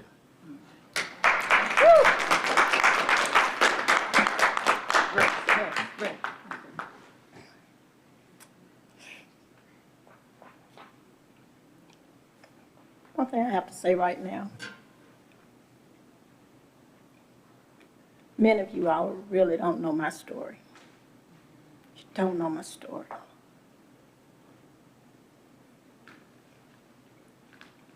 I've never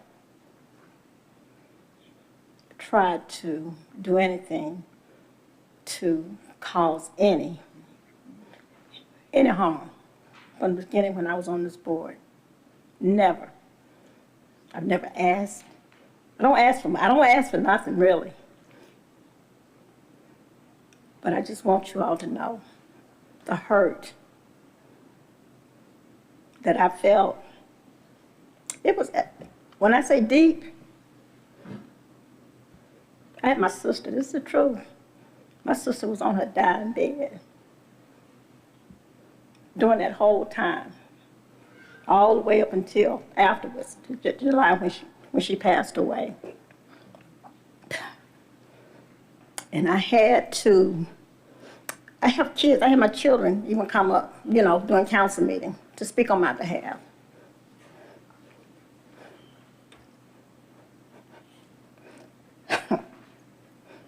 And if you all know me, one thing, I give 150% to my children. And the only reason I did not break because of them. Because they're looking at me. They look at me. So many days I was hurting because I was ousted. I was ousted. My family was ousted. Just during COVID. Yeah. Told, hey, don't go in this room, can't do this, can't do that. COVID, nobody was going in anyway. To have a police officer, I want to just say this. When I come back, coming up to my house, to have a police officer, the day after, I was taken off of BIDA, given a letter open, no, just open record, open piece of paper, saying like, you're not welcome no more. You are not welcome. I had no intent of trying to come back or do anything to cause any harm. But to have a police officer come to me and hand me something out of a window, like, you're not welcome no more. We don't need you. I worked very hard in this city. I love the city. And I've always been willing to work with anyone. And when I come to work. If anybody knows me, I'm coming to work. But I'm just going to say, it's tough when you have people who you don't even know, you don't even communicate with, you don't even have a conversation with, to do things to hurt you. Yes, Lord. To hurt you. There were people who called, I don't even know who they were. Almost wanted to put me in jail. Call in Fulton County to hurt me, my family. They said they'd never, ever had those many people call to ask to do something. And they like, do what? When you have people want to take their job.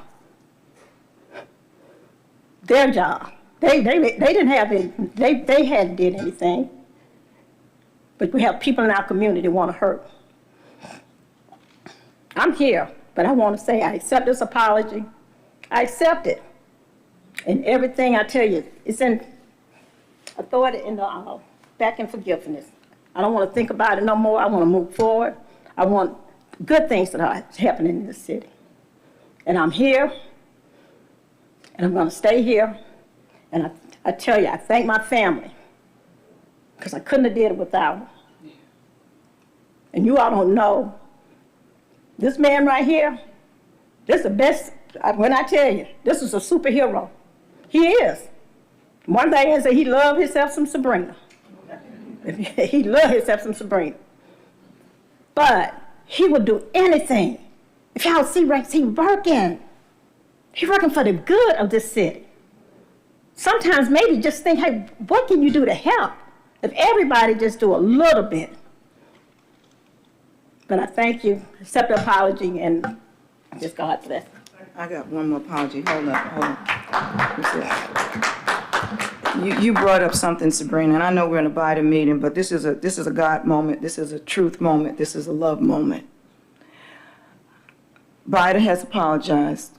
I want the council to do the same.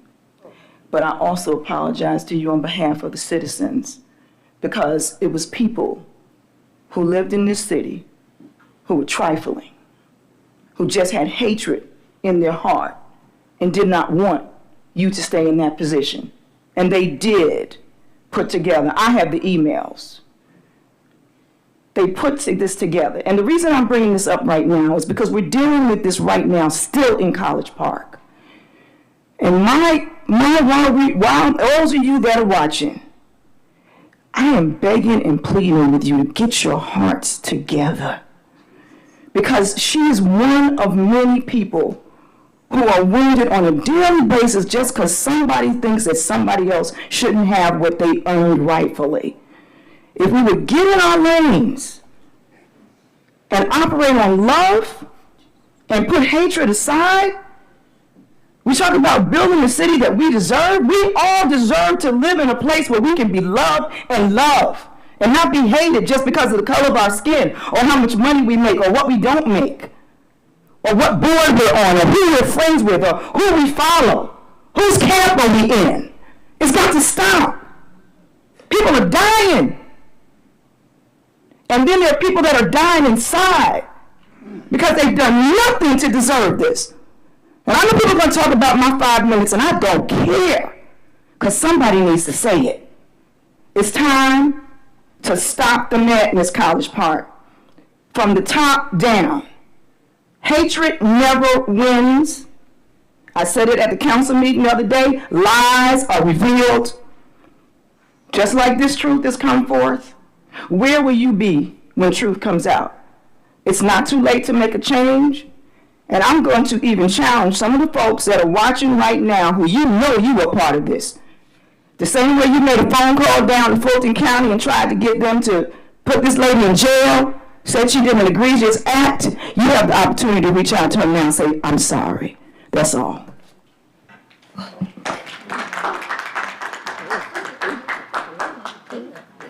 They were too bad.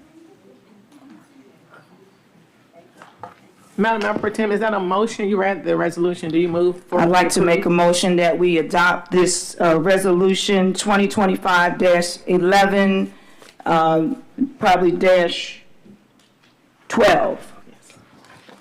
Resolution 2025-11-12. Second.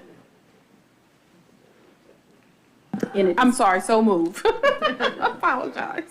No, you second. Oh. You second. She seconded. Yeah, I seconded it, okay. She do it. You want to go? You want me to do it, Madam Chair? Or you want to relinquish? I relinquish it. So she's going to turn it over to you, so call for all in favor. It's been a motion and a second. Yeah. Any discussion? Any discussion? All in favor? Aye. Any opposed? Any opposed? Opposed. Abstain? Want to abstain? No? Okay. Okay, motion passed. So how many votes were given? One, two, 6. We had 6 in favor. Six. And one no. opposed. Okay. Madam Chair, Yes. I know I'm making this after the discussion, but congratulations Thank you. on redemption. Thank you. So deserving of it. And it shows true leaders lead by example. And you and your family have done miraculous work on behalf of this community. And through our adversity, it shows how we can come together as a board and as a city with true leaders as examples to show empowerment, inspiration, and embrace overall love. So I would like to make another motion that the resolution be reread during our BIDA Awards ceremony recognition. Oh, wow. Wow. So that Do I have a second? Ooh-wee. to recognize you and your family contributions.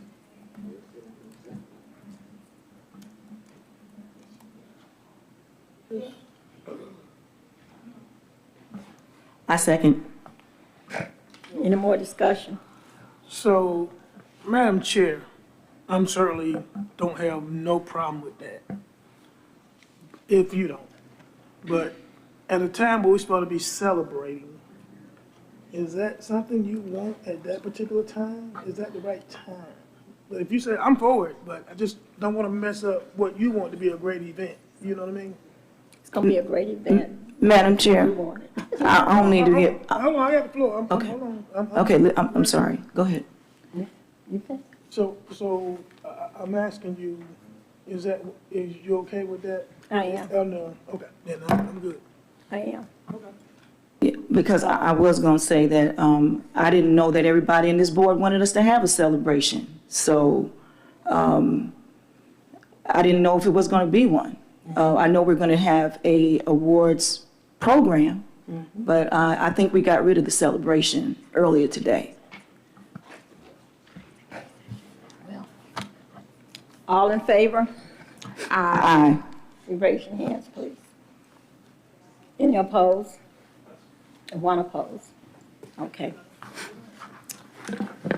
Thank you. Next, we have other matters.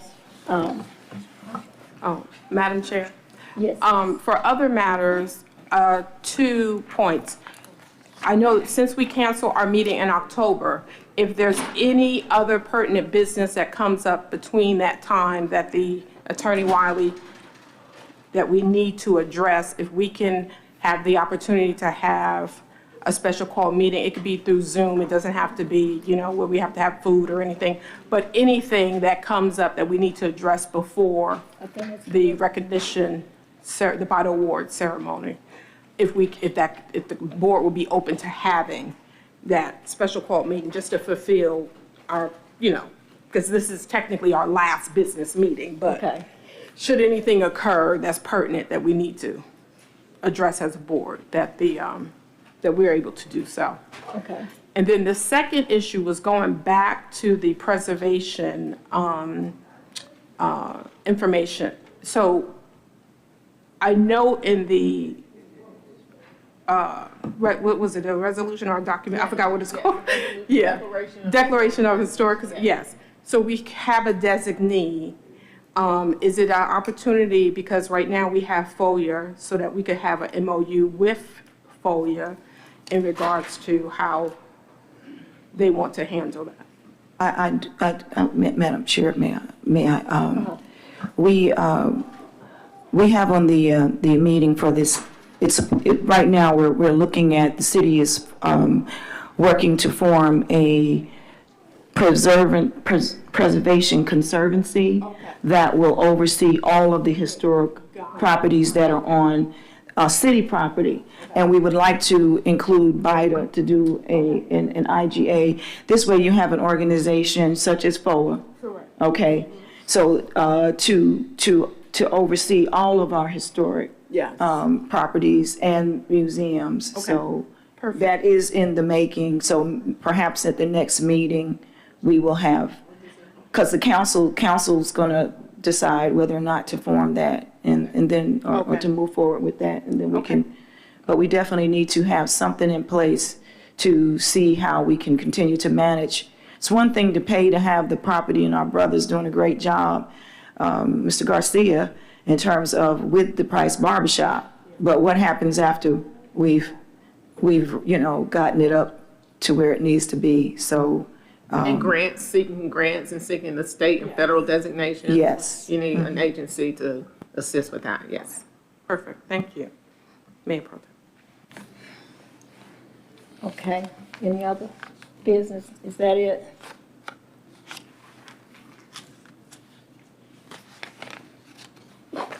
Good, okay.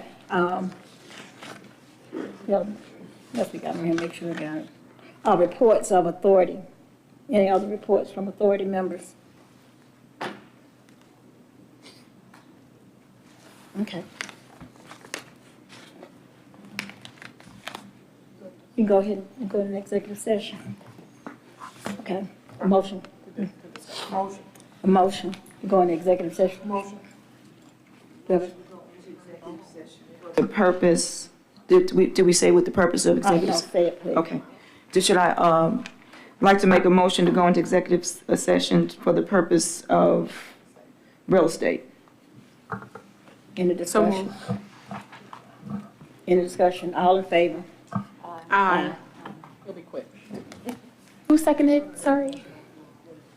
Mrs. Jacques. Let's take maybe like a 5-minute break.